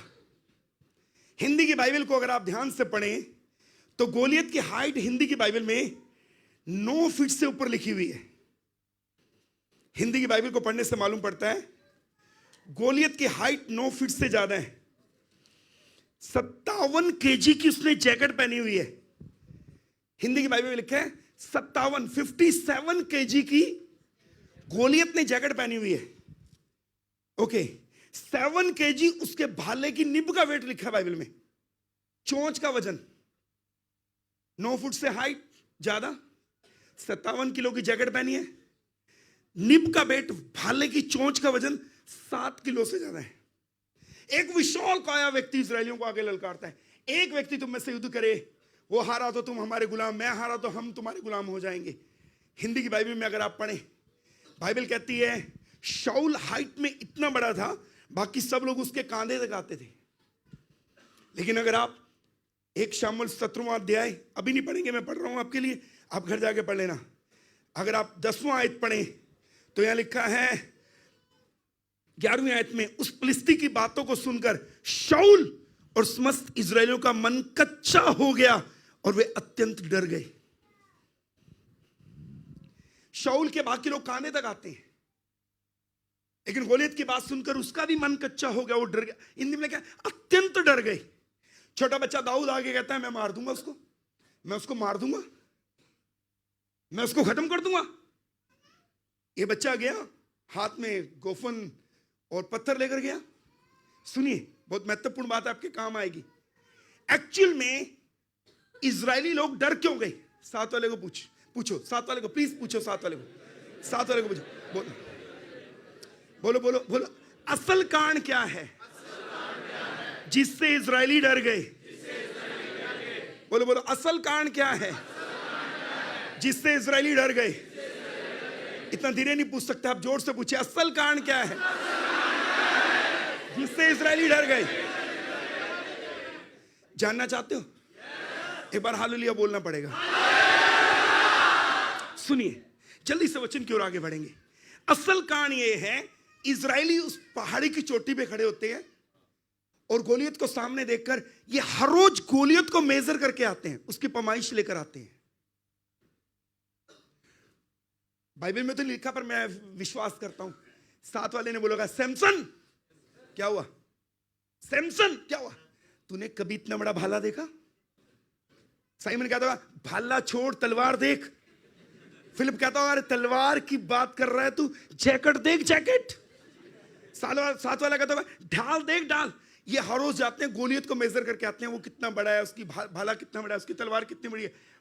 आप समस्या को जितना ज्यादा फोकस करोगे, एक रेत का जर्रा भी आपके लिए पहाड़ बन जाएगा। कितनों को समझ आई मेरी बात? समस्या को जितना ज्यादा फोकस करोगे, बार बार उसकी चर्चा करोगे, उस पर ध्यान दोगे, एक रेत का जर्रा भी। इन्होंने झूठ से जाना गोलियत को देख लिया। हमारी भी समस्या यही है, हम झूठ से जाना झूठों को देखते हैं, समस्याओं को देखते हैं, परेशानियों को देखते हैं, बीमारियों को देखते हैं।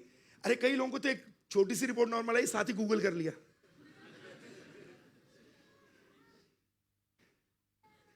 जरूरत से जाना समस्याओं को देखना। सुनिए, कुछ कहना चाहता हूं मैं आपको, एक भेद की बात आपसे शेयर करना चाहता हूं। ये छोटा बच्चा दाऊद आया, इसने मालूम है क्या बोला? इसने कहा मैं सेनाओं के यहोवा के नाम से आता हूं। एक्चुअली में हुआ क्या? आगे देखिए हुआ क्या। हिंदी की बाइबल में लिखा है, तब शाऊल अपने देवता का नाम लेकर दाऊद को कोसने लगा। ये रही बाइबल। इस पूरी बाइबल में एक भी आयत ऐसी नहीं लिखी जहां ये लिखा हो कि शाऊल गोलियत ने, हिंदी की बाइबल लिखा गोलियत दाऊद को अपने देवता का नाम लेकर कोसने लगा। इस पूरी बाइबल में एक भी जगह ऐसा नहीं लिखा जहां ये लिखा हो कि गोलियत ने दाऊद को कोसते समय क्या क्या शब्दों का इस्तेमाल किया। मेरे पीछे बोलो, गोलियत दाऊद को अपने देवता का नाम लेकर कोसने लगा। पर पूरी बाइबल में कहीं ये नहीं लिखा गोलियत ने कौन से शब्दों का इस्तेमाल किया। पर बिब्लिकल थियोलॉजियन कुछ ऐसा कहते हैं, कुछ बाइबल के विद्वान ऐसा कहते हैं, गोलियत ने यह बोला होगा दाऊद को, मेरी हाइट देख, तुझे मालूम पड़ेगा मेरा देवता कितना बड़ा है। शैतान का सबसे पहला हमला किसी भी व्यक्ति के ऊपर उसकी सोच पे होता है। पूरी बाइबल पढ़ लेना, कहीं ऐसा नहीं लिखा कि जैसे ही गोलियत के सामने दाऊद आया और गोलियत ने उठा के भाला फेंका, तलवार फेंक दी, पत्थर उठा के फेंक दिया, ऐसा नहीं लिखा। गोलियत ने पहला हमला शब्दों से किया, और शब्दों का हमला यहां पे होता है। उसे मेंटली वीक करने की कोशिश की, मानसिक रीति से उसने दाऊद को कमजोर करने की कोशिश की। दुष्ट का सबसे पहला हमला आपकी सोच पे, आपकी मानसिकता पे होता है। लेकिन दाऊद ने आगे से मालूम है क्या रिप्लाई किया? दाऊद ने कहा मैं सेनाओं के यहोवा के नाम से आता हूं।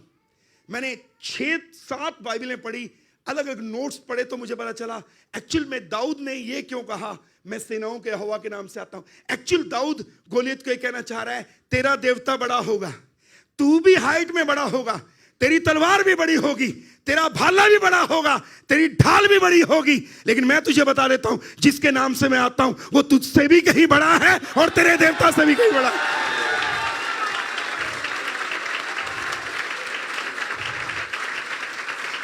कितनों को समझ आ रहा है? कितनों को समझ आ रहा है आज का वचन?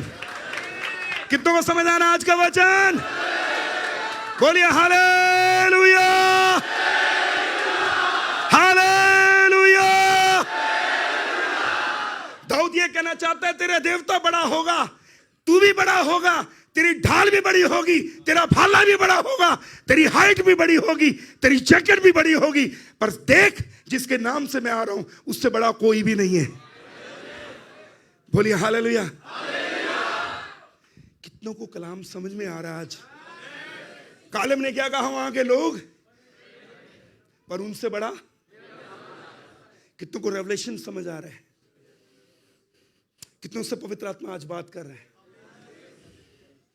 मैं आपको ईमानदारी से कहना चाहता हूं, बाइबल में लिखा अपना वचन भेजकर चंगा करता है। तो वचन भेजकर चंगा कैसे करता है? अरे यही तो वचन भेज के चंगा करता है, ताकि आपकी मानसिकता में आए बीमारी छोटी है, चंगा करने वाला बड़ा है। जब तक यहां नहीं आएगा चंगे नहीं हो सकते। एक गवाही देना चाहता हूं, इतनी जल्दी समझ आने वाली बात नहीं थी। एक गवाही जल्दी से बांटना चाहता हूं। मेरी शादी 2004 में हुआ। मेरी पत्नी पहाड़ी प्रदेश की है, देहरादून की है। ओके, शर्ली है उनका नाम। 2006 में हमारे घर में एक बेटा पैदा हुआ। उसका नाम रखा गया रूएल, REUEL, मार्क शालोम। रूएल का अर्थ होता है फ्रेंड ऑफ गॉड। दोबारा मेरी वाइफ ने 2009 में कंसीव किया। मेरी वाइफ उस समय CMC, Christian Medical College, Miss Mary Edith Brown Memorial Hospital, CMC में काम करते थे। 2 मिनट के लिए सिर्फ देख लेंगे आप? थोड़ी सी बात है, गोद में ले लेंगे प्लीज। मेरे बच्चे भी ऐसे करते हैं, बस इतना थोड़ा सा मैनेज करना है। 2009 में मेरी वाइफ ने दोबारा कंसीव किया। CMC हमारे बिल्कुल घर के पास है। लुधियाना का सबसे फेमस हॉस्पिटल है वो। पहले उत्तर भारत का सबसे फेमस हॉस्पिटल था। बहुत बड़ा हॉस्पिटल है CMC। मेरी वाइफ का एक स्कैन निकाला गया। डॉक्टर ने कहा एक और निकालेंगे, फिर दूसरा, फिर कहा एक और निकालेंगे, फिर तीसरा। 3 स्कैन निकालने के बाद उन्होंने मेरी वाइफ को बुला के कहा अपने हस्बैंड को बुलाओ।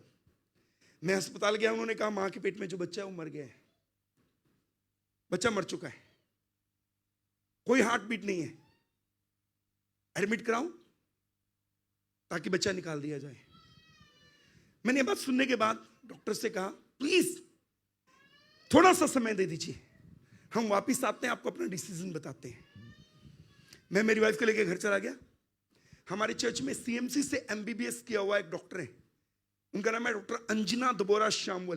कैंसर हॉस्पिटल लुधियाना की बच्चों की डॉक्टर है, सीनियर डॉक्टर है, बहुत बुजुर्ग हैं। हमारे चर्च की मेंबर थे। मैंने उनको कॉल किया, दीदी एक रिपोर्ट आई है, डॉक्टर कहते बच्चा नहीं है, क्या करना चाहिए? क्योंकि वो बच्चों की डॉक्टर थी। उसने कहा मैं ड्यूटी के बाद आपके घर आ रही हूँ, मेरी ड्यूटी छूटने ही वाली है।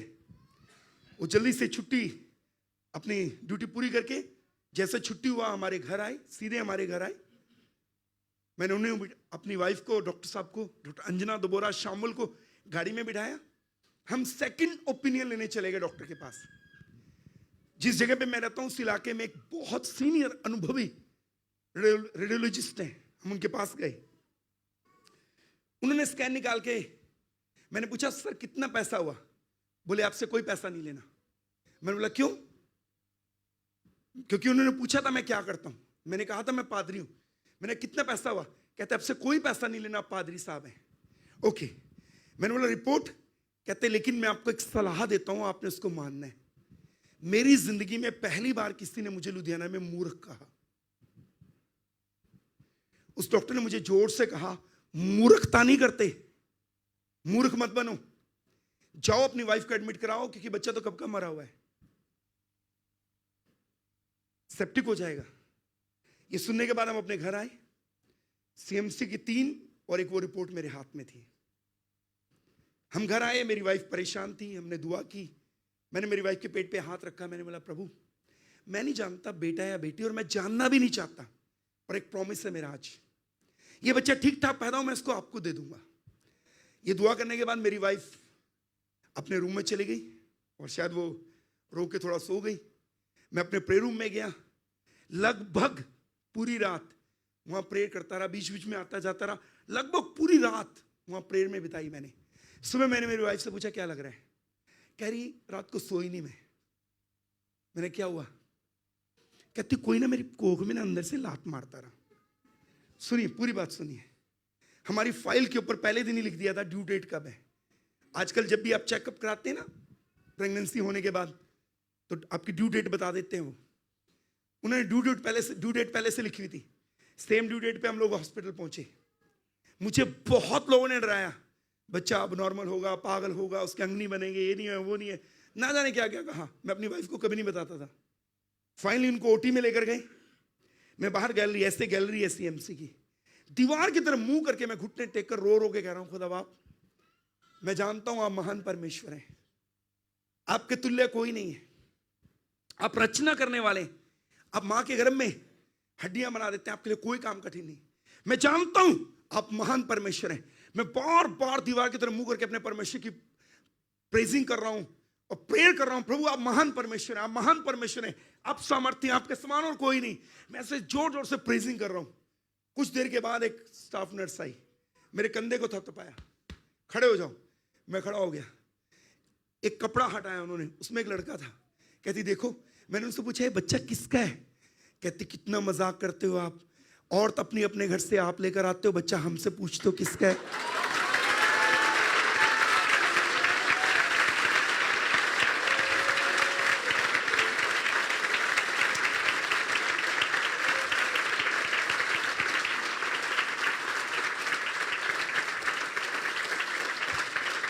सुनिए, एक सुंदर और स्वस्थ बच्चा मेरे हाथ में उन्होंने थमा दिया। बोले आप ही का है जी, अभी +1 में पढ़ता है, चर्च में गिटार बजाता है, मेरे खानदान का सबसे सुंदर बच्चा है। उसकी स्कूल की टीचर एक दिन उसको रोक के पूछते तेरी माँ पार्लर का काम करती है? बोले नहीं जी। बोले तेरे बाल अलग कलर के हैं? बोला नहीं मेरी माँ तो पादरी है। एक दिन टीचर ने पूछा तेरी आईब्रो कितनी सुंदर है? अरे बोला मैं हूं ही ऐसा बचपन से भैया, मेरे खानदान का सबसे सुंदर बच्चा है।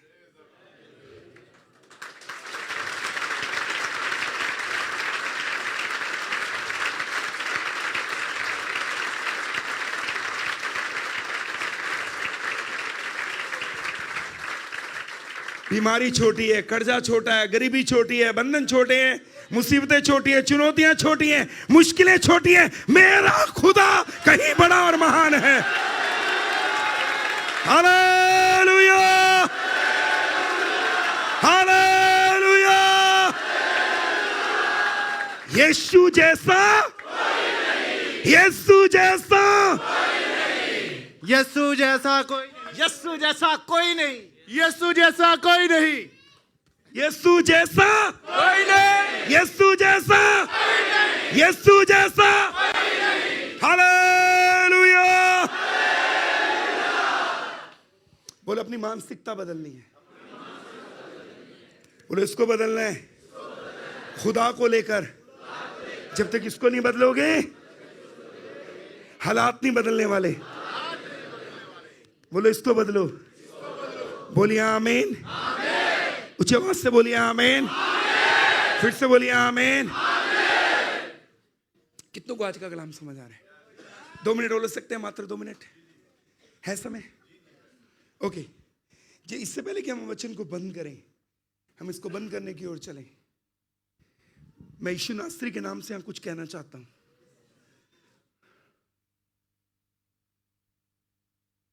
परमेश्वर चीजों को डिजाइन करते हैं आपकी सोच के अनुसार। परमेश्वर चीजों को डिजाइन करते हैं आपकी सोच के अनुसार।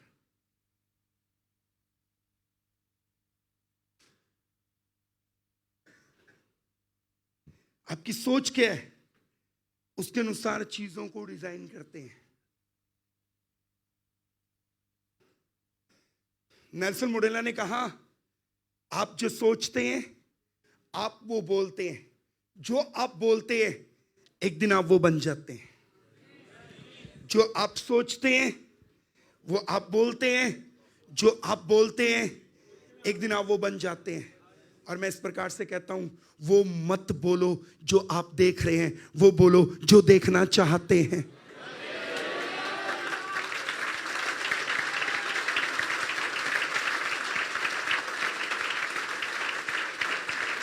वो मत बोलिए जो आप देख रहे हैं, आज से वो बोलना शुरू कर दीजिए जो आप देखना चाहते हैं। कोई कहे आमीन। आपका आमीन छोटा, को जोर से कहे आमीन। 2 मिनट मात्र रो ले रहे पास में। एक आयत निकालिए, जल्दी से निकालिए। पहला राजा की किताब, वचन बंद करने की ओर जा रहे हैं क्योंकि आप लेट ना हो जाएं। मैं आपका समय नहीं लेना चाहता। जल्दी से पहला राजा की किताब 19 अध्याय 1 और 2 पद जल्दी से निकालें, जल्दी से। पहला राजा 19 1 और 2। Yes, quickly. 19 1 और 2। किसी को नहीं मिला? यस, तक अहाब ने इजबेल से एलिया के सब काम विस्तार से बताए। हाँ जी। कि उसने सब नबियों को तलवार से किस प्रकार मार डाला। यस। तब इजबेल ने एलिया के पास एक दूत के द्वारा कहला भेजा, हाँ जी। यदि मैं कल इसी समय तक तेरा प्राण उनका सा ना कर डालूं तो देवता मेरे साथ वैसा ही वरन उससे भी अधिक करे। 1 मिनट, यहां लिखा है तब अहाब ने इजबेल को एलिया के सब काम विस्तार से बताए कि उसने सब नबियों को तलवार से किस प्रकार मार डाला। तब इजबेल ने एलिया के पास एक दूत के द्वारा कहला भेजा, यदि मैं कल इसी समय तक तेरा प्राण उनका सा ना कर डालूं तो देवता मेरे साथ वैसा ही वरन उससे भी अधिक करे। पद नंबर 3 बहुत महत्वपूर्ण है, आगे देखिए। मैं पढ़ रहा हूं, आप आगे देखिए। यह है, देख एलिया अपना प्राण लेकर भागा। आगे देखना। बाइबल बंद कर दें, सब बाइबल बंद कर दें और जल्दी से 2 मिनट की बात है, बंद करने लगे। हम लोग प्रेयर करेंगे उसके बाद। इजबेल ने कहा, जैसे तूने मेरे नबियों को मारा मैं तुझे खत्म कर दूंगी। इजबेल ने कहा, जैसे तूने मेरे नबियों को मारा वैसे ही मैं तुझे खत्म कर दूंगी। यह बात उसने एक दूत के द्वारा एलिया नबी के पास भिजवाई। इजबेल ने एक दूत को भेजा, जाके एलिया को बोल दे, कल जैसे तूने मेरे नबियों को मारा मैं भी तेरे प्राण को वैसा कर दूंगी, वैसा ही मैं भी तुझे वैसा ही तेरे प्राण को कर दूंगी। 3 पद में लिखा है, ये देख एलिया भागा। मैं कुछ रेवलेशन शेयर करना चाहता हूं, भेद शेयर करना चाहता हूं। ये एक सुनिए, एक दूत एलिया के पास आता है इजबेल का मैसेज लेकर। तो बाइबल में ये लिखा होना चाहिए, ये सुनकर एलिया भागा। लेकिन यहां क्या लिखा है? मैसेज सुना जाता है भैया, देखा नहीं जाता। दोबारा बोलूं, एक दूत इजबेल का मैसेज लेकर आया। हिंदी में क्या लिखा है? इंग्लिश में भी ऐसा लिखा है, ये देखकर एलिया भागा। लिखा क्या होना चाहिए? ये सुनकर एलिया भागा। मैसेज सुना जाता है, शब्द तो दिखते ही नहीं है। पर एलिया जो सुन रहा है वैसा ही खुली और बंद आंखों से वो देखने भी लगा कि मेरी गर्दन नहीं है। कभी कभी आप जैसा सुनते हैं ना वैसा ही देखना शुरू कर देते हैं। डॉक्टर ने कहा तुझे तो कैंसर है। ये सुन, जैसे हमने सुना उसके बाद हम अपने आप को देखना शुरू हो गए। कैसे देखना शुरू हो गए? जैसे हमारा जनाजा हो रहा है। हम कई लोगों ने तो यहां तक देख लिया होता है जनाजे में कौन क्या क्या कह रहा है। कईयों ने तो रोटी भी देख ली होती है, कौन सी रोटी बनी मेमोरियल मीटिंग के ऊपर। कई लोग तो बीमारी के बारे में सुनने के बाद रोटी भी देख लेते हैं। भी कड़ा बनाया सी, इन्होंने खीर बनवाई सी, क्या बनाया था देखो जो मेरे मेमोरियल मीटिंग हुई, वो भी देखना शुरू कर देते हैं। अरे सुनो, हिंदी में लिखा है ये देख एलिया भागा। लिखा होना चाहिए था ये सुनकर एलिया भागा। सुनिए, एक परमेश्वर के बहुत बड़े सेवक है जिनके द्वारा 40 मुर्दे जिंदा हुए। अमेरिका में रहते हैं, उनका नाम है एंड्रयू वोमक। 40 मुर्दे उनके द्वारा जिंदा हुए। एक दिन वो अपनी गाड़ी चला के जा रहे, प्रभु का कहते हैं, प्रभु इन दिनों में कोई मुर्दा नहीं जिंदा हुआ, काफी समय हो गया। थोड़े दिन के बाद वो अपनी पत्नी के साथ कहीं जा रहे, ये बात बोलने के थोड़े दिन के बाद इनको कार चलाते समय फोन आता है, तुम्हारा बेटा मर गया। जैसे इसको पता चला मेरा बेटा मर गया, ये मातम मनाने लगा, इसकी पत्नी मातम मनाने लगी। प्रभु ने इसको मालूम है क्या बोला? प्रभु ने बोला, जो तू सुन रहा है तू वो महसूस क्यों कर रहा है?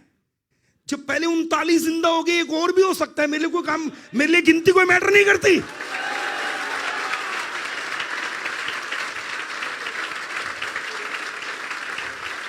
सुनो सुनो, प्रभु ने कहा तुम मातम क्यों मना रहा है?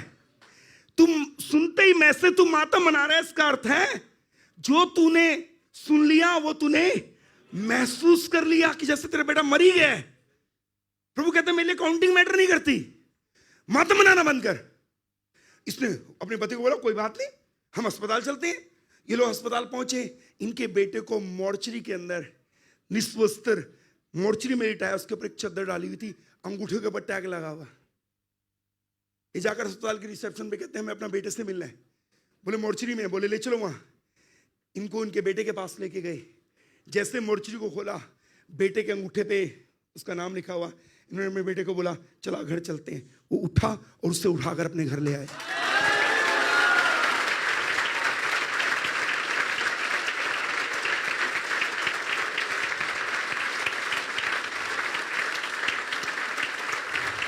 हेलो, बोलो समस्या है, जो सुन रहे हैं वही देख रहे हैं।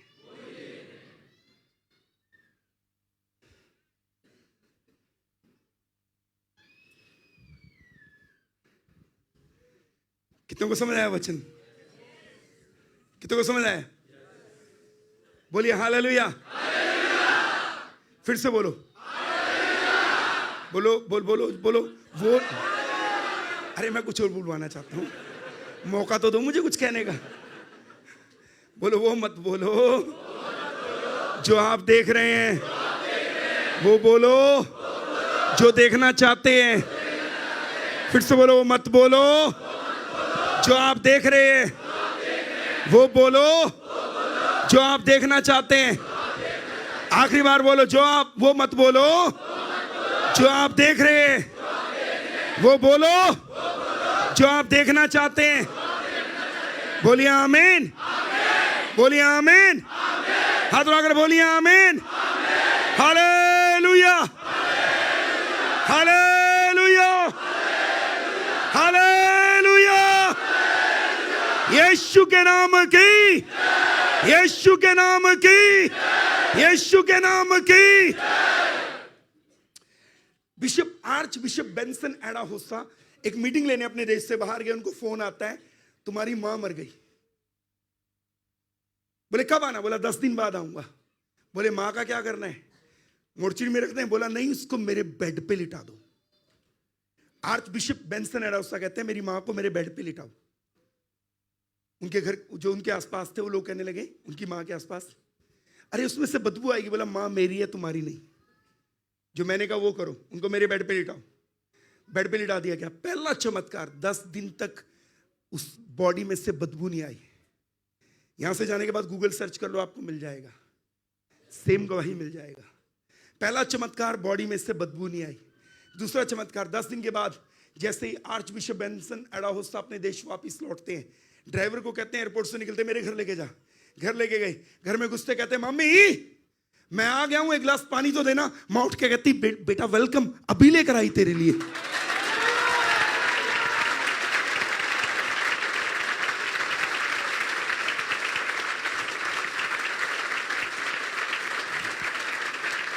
बोलिए हालेलुया। अपने परमेश्वर से महान बातों की उम्मीद करनी है, क्योंकि मेरे परमेश्वर के जैसा महान ना तो था, ना है, ना कभी हो सकता है। ना था, ना है, ना कभी कोई हो सकता है। आमीन, हालेलुया। जल्दी से घुटनों के बल आएं, जल्दी से घुटनों के बल आएं जो आ सकते हैं।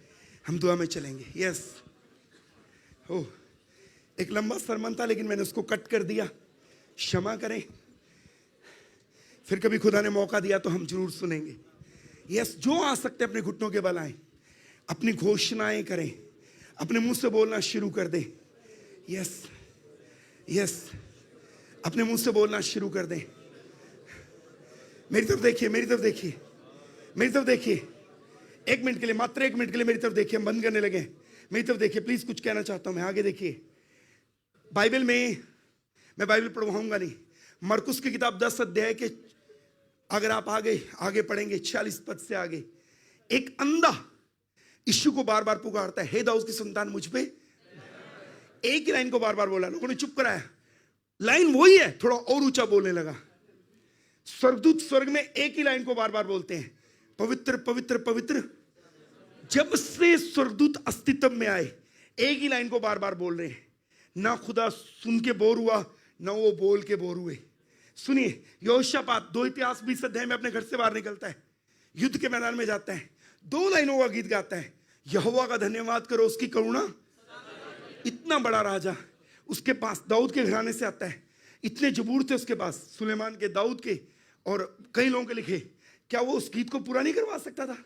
एक ही लाइन को बार बार बोल रहा है, यहोवा का धन्यवाद करो, उसकी करुणा। ये एक ही बात को बार बार क्यों बोलते हैं? उसका एक भेद है। जो चीज आप बार बार अपने मुंह से बोलते हैं, बार बार अपने मुंह से बोलते हैं, वो स्वर्ग में पक्की हो जाती है, स्वर्ग में स्थिर हो जाती है। बोलिए हालेलुया। अपने घुटनों के बल आए। इसलिए मैंने कहा, वो मत बोलो जो आप देख रहे हैं, वो बोलो जो देखना चाहते हैं। और इसमें हाथ उठाएं, हाथ उठाएं और परमेश्वर से स्तुति करना शुरू करें, उसकी तारीफ करना शुरू करें। वो एक महान परमेश्वर है, वो एक सामर्थी परमेश्वर है। मैं आपको लेकर घोषणा करता हूं, आपकी बीमारी छोटी है, आपका कर्ज छोटा है, आपकी जरूरतें छोटी है, आपकी मुश्किलें छोटी है। हाथों को उठाइए। आपकी चुनौतियां छोटी हैं, आपकी समस्याएं छोटी हैं, आपकी आवश्यकताएं छोटी हैं। जिस परमेश्वर के पास आप आए हैं, वो एक महान और बड़ा परमेश्वर है, वो एक अद्भुत परमेश्वर है, वो आश्चर्य कर्म करने वाला परमेश्वर है। वो वहां से रास्ते खोलता है जहां रास्ते है ही नहीं। वो समुद्रों को फाड़ने वाला परमेश्वर है, उसके लिए कोई काम कठिन नहीं है। लिख करके दिया उसने, मैं यहोवा हूं, क्या मेरे लिए कोई काम कठिन है? वो असंभव को संभव कर देने वाला परमेश्वर है। उसकी स्तुति करें, उसकी तारीफ करें। उसके कोड़े खाने से आप चंगे हो गए हैं। अपनी चंगाई की घोषणा करें, अपने छुटकारे की घोषणा करें, अपने ऊपर घोषणा करें सामर्थ के कामों की, परमेश्वर के महान कामों की घोषणा करें। खुदा का आत्मा मुझे बता रहा है, कुछ लोग यहां सिर्फ अभिषेक लेने आए हैं, खुदा का मसा लेने आए हैं। वो चाहते हैं खुदा उनको छुए। कुछ लोग इस सभा में सिर्फ खुदा का मसा लेने आए हैं, वो चाहते हैं खुदा उनको छुए। अपने हाथों को उठाएं, प्रेजिंग करें। परमेश्वर आपको छू रहा है, ये पूरा स्थान उसके तेज से भरा हुआ है, उसकी उपस्थिति आपको छू रही है। कुछ लोगों के ऊपर अन्य भाषा उतर रही है, कुछ लोगों के ऊपर कई वरदान उतर रहे हैं, कुछ लोगों के ऊपर सामर्थ उतर रही है, कुछ लोगों को पवित्र आत्मा छू रहा है, भर रहा है। ले लीजिए विश्वास से, रिसीव करें। कई लोगों को पवित्र आत्मा छू रहा है, कई लोगों को टच कर रहा है, कई लोगों के बंधन टूट रहे हैं, कई लोग आजाद हो रहे हैं। आज की रात मेडिकल रिपोर्टें बदल रही हैं, आज की रात बीमारियां जा रही है, ट्यूमर जा रहे हैं, रसोलियां जा रही हैं, बच्चेदानी जो बंद है वो खुल रही है। कोक आपके लिए नए द्वार खुल रहे हैं। आज की रात कुछ अद्भुत हो रहा है आपके लिए। आज की रात स्वर्ग खुल गया आपके लिए। आज की रात हेवन ओपन है आपके लिए। जो ले सकते हैं ले लीजिए। आज की रात इस स्थान के ऊपर स्वर्ग खुला हुआ है। हो, एक स्वर्गीय सामर्थ का अनुभव कर रहे हैं आप, एक स्वर्गीय सामर्थ का अनुभव कर रहे हैं। कुछ लोगों के ऊपर परमेश्वर की सामर्थ आ रही है। ओ हालेलुया। कुछ लोग कह रहे हैं प्रभु मुझे छू, एक उम्मीद से कह रहे हैं छू। मैं देख रहा हूं खुदा उन्हें छू रहा है, वो भर रहे हैं। अपने आप को कंट्रोल ना करें। ताली बजाने को दिल करता ताली बजाए, स्तुति करने को दिल करता स्तुति करें, अन्य भाषा बोले, अन्य भाषा बोले, स्तुति करें, ताली बजाए, और जोर से, और जोर से। रिसीव करें, रिसीव करें, रिसीव करें। खुदा का आत्मा छू रहा है। कई लोग भर रहे हैं, कई लोग भर रहे हैं, कई लोग भर रहे हैं, कई लोगों के ऊपर सामर्थ उतर रही है।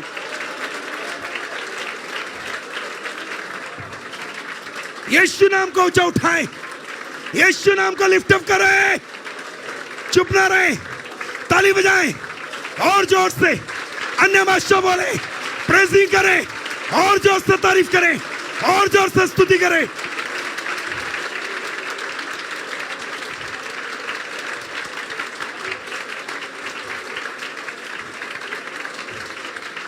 ओहो, कुछ लोगों के ऊपर से बोझ हट रहा है। खुदा का आत्मा, खुदा का आत्मा मुझे कह रहा है यहां कुछ लोग यहाँ ऐसे हैं जो अपने पारिवारिक रिश्तों को लेकर चिंता में हैं। उनके मन में बोझ है, पारिवारिक रिश्ते ठीक नहीं है।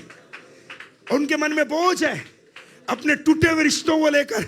खुदा का आत्मा मुझे कह रहा है जितने भाई बहन अपने रिश्तों को लेकर चिंतित हैं, पति पत्नी का रिश्ता टूटा हुआ है, ओ परमेश्वर का आत्मा मुझे कह रहा है आज की रात परमेश्वर आपके लिए कुछ अद्भुत करने जा रहा है। हालेलुया। पवित्र आत्मा टूटे रिश्तों में आके मध्यस्थता कर रहा है आज की रात। हालेलुया। ओ कुछ अद्भुत होगा आपके लिए। ओ हालेलुया।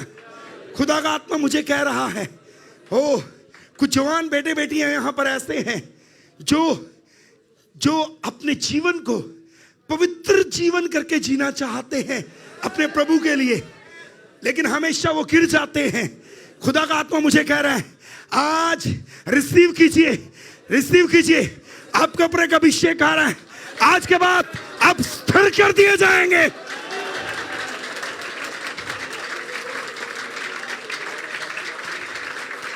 आज के बाद आप स्थिर कर दिए जाएंगे, आप गिरेंगे नहीं। हालेलुया। परमेश्वर का आत्मा मेरे मन में डाल रहा है कुछ पेरेंट्स यहां ऐसे हैं जो अपने बच्चों को लेकर परेशान हैं, उनकी आदतों को लेकर, उनके स्वभाव को लेकर। खुदा का आत्मा मुझे कह रहा है ऐसे पेरेंट्स अपने बच्चों में एक अलौकिक बदलाव देखेंगे आज के बाद। अपने बच्चों का स्वभाव बदलता हुआ देखेंगे आज के बाद। आप यहां प्रेसिंग कर रहे हैं, आपके बच्चे जहां भी हैं पवित्र आत्मा उन्हें छू रहा है। आप यहां हैं, आपके बच्चे जहां भी हैं परमेश्वर का आत्मा उन्हें टच कर रहा है। हालेलुया। ओ राबाना से केरे मैंने जो तारीफ कर सकते हैं तारीफ करें, तारीफ कर सकते हैं तारीफ करें। Hallelujah, hallelujah, hallelujah. सुनिए सुनिए, कुछ लोग यहां पर ऐसे हैं बहुत स्ट्रांगली पवित्र आत्मा मुझे कह रहे हैं। कुछ लोग यहां पर ऐसे हैं जो अपने फ्यूचर को लेकर बहुत टेंस हैं, अपने भविष्य को लेकर बहुत चिंता में हैं। उन्हें पता नहीं आगे क्या होगा, उन्हें कुछ दिखाई नहीं दे रहा। उन्हें लग रहा है कि उनके लिए सारे डोर बंद हैं, उन्हें लग ही नहीं रहा।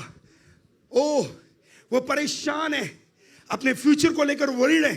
कुछ लोग यहां पर ऐसे हैं, परमेश्वर का आत्मा मेरे मन में डाल रहा है। खुदा कहता है ऐ मेरे बेटे, ऐ मेरी बेटी, तू खराई से मेरे पीछे चल, तेरा भविष्य मैं संवारूंगा। हालेलुया। अब्राहम को प्रतिफल देने वाला खुदा,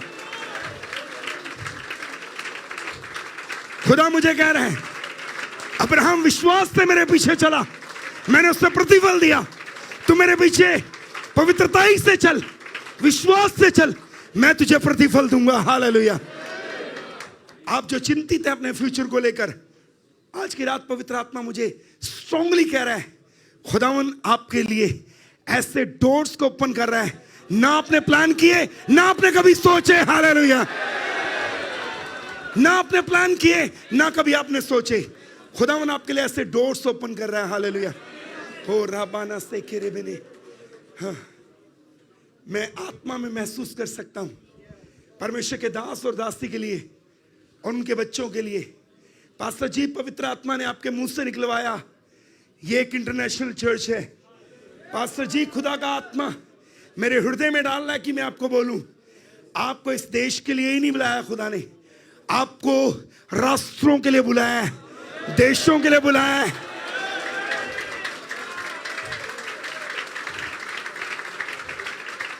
खुदा का आत्मा स्पष्ट रीति से मुझे बता रहे हैं, पास्टर जी, आपके लिए और आपके फैमिली के लिए खुदा आपको बड़े बड़े लोगों के सामने अपने सुसमाचार को देकर खड़ा करेगा। हालेलुया।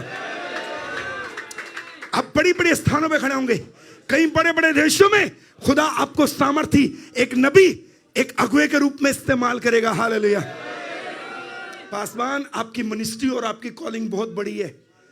पास्टर जी, खुदा का आत्मा मुझे कह रहा है मेरे दास को बोल दे, मैंने इससे बड़ी बुलाहट देकर बुलाया। हालेलुया, ओ हालेलुया, हालेलुया, हालेलुया। अपने हाथों को उठाएं, सब अपने हाथों को उठाएं और ऊंचा उठाएं, मेरे साथ आत्मा में एक हो जाएं। मैं आपके लिए अंतिम प्रेयर करने जा रहा हूं। हालेलुया। मैं परमेश्वर का दास होने के नाते हर वो व्यक्ति जिसने हाथ को उठाया है, उनके साथ अपना हाथ इनकी ओर बढ़ाकर एक विश्वास में होकर ये दुआ करता हूं, आज जिस भी उम्मीद के साथ ये प्रभु के भवन में आए हैं, मैं यीशु के नाम में इनकी हर उम्मीद के ऊपर, इनकी हर आशा के ऊपर, इनकी हर प्रेयर रिक्वेस्ट के ऊपर आमीन घोषित करता हूं। जोर से बोलिए आमीन। मैं आपको ब्लेस करता हूं। आप जो भी प्रेयर पॉइंट लेकर आए हैं, जो भी अपने मन में प्रार्थना का विषय लेकर आए हैं, यीशु के नाम में आज की रात वो गवाही में बदल रहा है, वो चमत्कार में बदल रहा है, वो आशीष में बदल रहा है। आज के बाद आपके साथ कुछ अद्भुत होगा। हालेलुया। आप परमेश्वर की अद्भुत ग्लोरी को एक्सपीरियंस करेंगे आज के बाद। मैं यीशु के नाम में इस मंडली को ब्लेस करता हूं। ये मंडली इस देश में एक अलग से मंडली होगी। हालेलुया। प्रभु इस मंडली में सामर्थ के बड़े बड़े काम करेगा। देशों देशों के लोग यहां आकर प्रभु की स्तुति करेंगे। हालेलुया।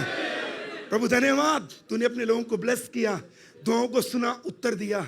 सारा आदर आपको देते और धन्यवाद सहित ये विनती आए पिता, आपके पुत्र हमारे उद्धारकर्ता मसीह यीशु के अतुल्य नाम में मांग के पा लेते। आमीन। कोई कहे आमीन, आमीन, आमीन। क्या कोई हाथ उठाकर जोर से ताली बजा सकता है? और जोर से।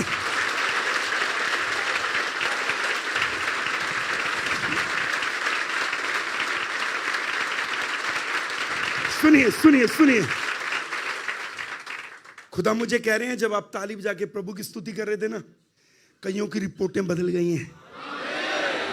जाके अपने टेस्ट करवाइए, आपकी बीमारियां चली गई हैं। आप बदली रिपोर्ट लेकर यहां आने वाले हैं वापस। Thank you. खुदा आपको बरकत दे।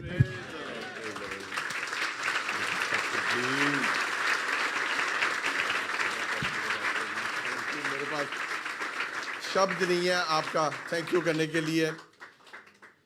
हालेलुया। 2 मिनट के लिए सिर्फ बैठ जाइए, 2 मिनट के लिए। हालेलुया। खुदावन के दास ने आज हमें ब्लेस कर दिया। हालेलुया। आइए अपने हाथों को खुदा के दास की तरफ हम बढ़ाते हैं। हालेलुया। खुदावन लश्करों के रब, सेना के यहोवा, इब्राहिम, इसहाक, याकूब के परमेश्वर, खुदावन हम तेरे कदमों में आते हैं, तेरे इकलौते पुत्र यीशु मसीह के नाम से। खुदावन एक चर्च के तौर पर हम एक होते हैं। खुदावन आज हमने ब्लेसिंग पाई है। प्रभु जी हम तेरे दास का शुक्रिया अदा करते हैं। प्रभु हम तेरा शुक्रिया अदा करते हैं, तूने अपने दास को हमारे पास भेजा। और खुदावन आज वो वचन जो तेरी तरफ से था, खुदावन आज अपने दास के द्वारा तूने हम तक वो पहुंचाए और हमने उसको रिसीव किया है। और आज हमारा विश्वास है कि हमारी लाइफ की रिपोर्ट बदल चुकी है। हालेलुया। और ढेर सारी गवाहियाँ आएंगी आज के दिन के बाद। खुदावन हमारा ईमान है कि आज का दिन खुदावन हमारी खास ब्लेसिंग का दिन था। खुदावन हमें अंदाज़ा भी नहीं था कि तू हमें इतनी बरकत देने वाला है। खुदावन हम तेरे दास के लिए खुदावन खास बरकत को रिलीज करते हैं। हम सब अपने हाथों को खुदा के खादिम की तरफ बढ़ाते हैं। खुदा बाप और बेटे और रूल कुदस के नाम से खुदावन तूने गैर कौमों में से खुदावन अपने खादिम को चुना है। खुदावन उसने नहीं, तूने इसको चुना है। और खुदावन उन देशों में भी लेकर जा जहां तेरा खादिम अभी तक नहीं गया। खुदावन जी, खुदावन उन जिंदगियों में ये वचन लेकर जाएं। और खुदावन जिनको जरूरत है खुदावन हमें ऐसे चरवाहे चाहिए जैसे वचन में लिखा है, जो खुदावन रूह और सच्चाई से खुदावन तेरी खिदमत तेरे वचन को देते हैं। और खुदावन हम सारी गवाहियों के लिए शुक्रगुजार हैं जो तूने अपने दास के जीवन में डाली है। खुदावन हमारा दिल तेरे खादिम के लिए, तेरे दास के लिए शुक्रगुजारी से भरा है। प्रभु जी, हम सारा जलाल तेरे नाम को दे दे। और प्रभु तुझे थैंक यू करते हैं कि खुदावन तूने ये सारा इंतजाम किया कि तेरा दास यहाँ आ सके और इस चर्च को, दुबई को, यूएई के नेशन को ब्लेस कर सके। हालेलुया। हमारा विश्वास है खुदावन कि तू अपने दास को यहाँ फिर लेकर आएगा और ढेर सारी गवाहियाँ हम तेरे खादिम को सुना सकेंगे और उनका भी विश्वास मजबूत होगा। परमेश्वर यीशु मसीह के नाम से दुआ मांगते हैं और सब बोलेंगे आमीन। खुदा के खादिम के लिए, खुदा के जलाल के लिए जोरदार तालियां बजाइए, जोरदार। अगर आपको बरकत मिली है, let's honour the man of God. Hallelujah. Let's honour the man of God. Hallelujah.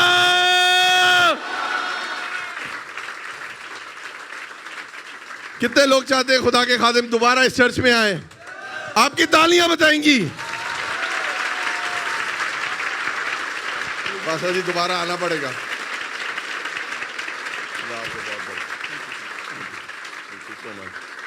हम सारा जलाल यीशु के नाम को देते हैं। मुझे तो टाइम का पता ही नहीं चला कि टाइम कैसे फुर हो गया। खुदा आपको बहुत बरकत दे पास्टर जी, और आपका दिल से धन्यवाद यहाँ आने के लिए, हम सबको बरकत देने के लिए। हमारा दिल नहीं कर रहा है तानू जान दईए, दिल कर रहा है बुआ बंद कर दईए तो तुहाडे नाल बैठ के ऐसे होर गल्लां करिए। हालेलुया। लेकिन अब टाइम ख़त्म हो चुका है और हम अब यहाँ से सीधा एग्जिट होंगे क्योंकि अब मिलने का समय जो है ना वो नीचे है। तो मेरी मैनेजमेंट से रिक्वेस्ट है पास्टर जी को प्लीज़, आप लोग बैठे रहिए, सब बैठे रहिए। पास्टर जी सबसे पहले बाहर जाएंगे, आप बैठे रहिए प्लीज़। अपनी आंखों को बंद करें, आखिरी दुआ में शरीक हो।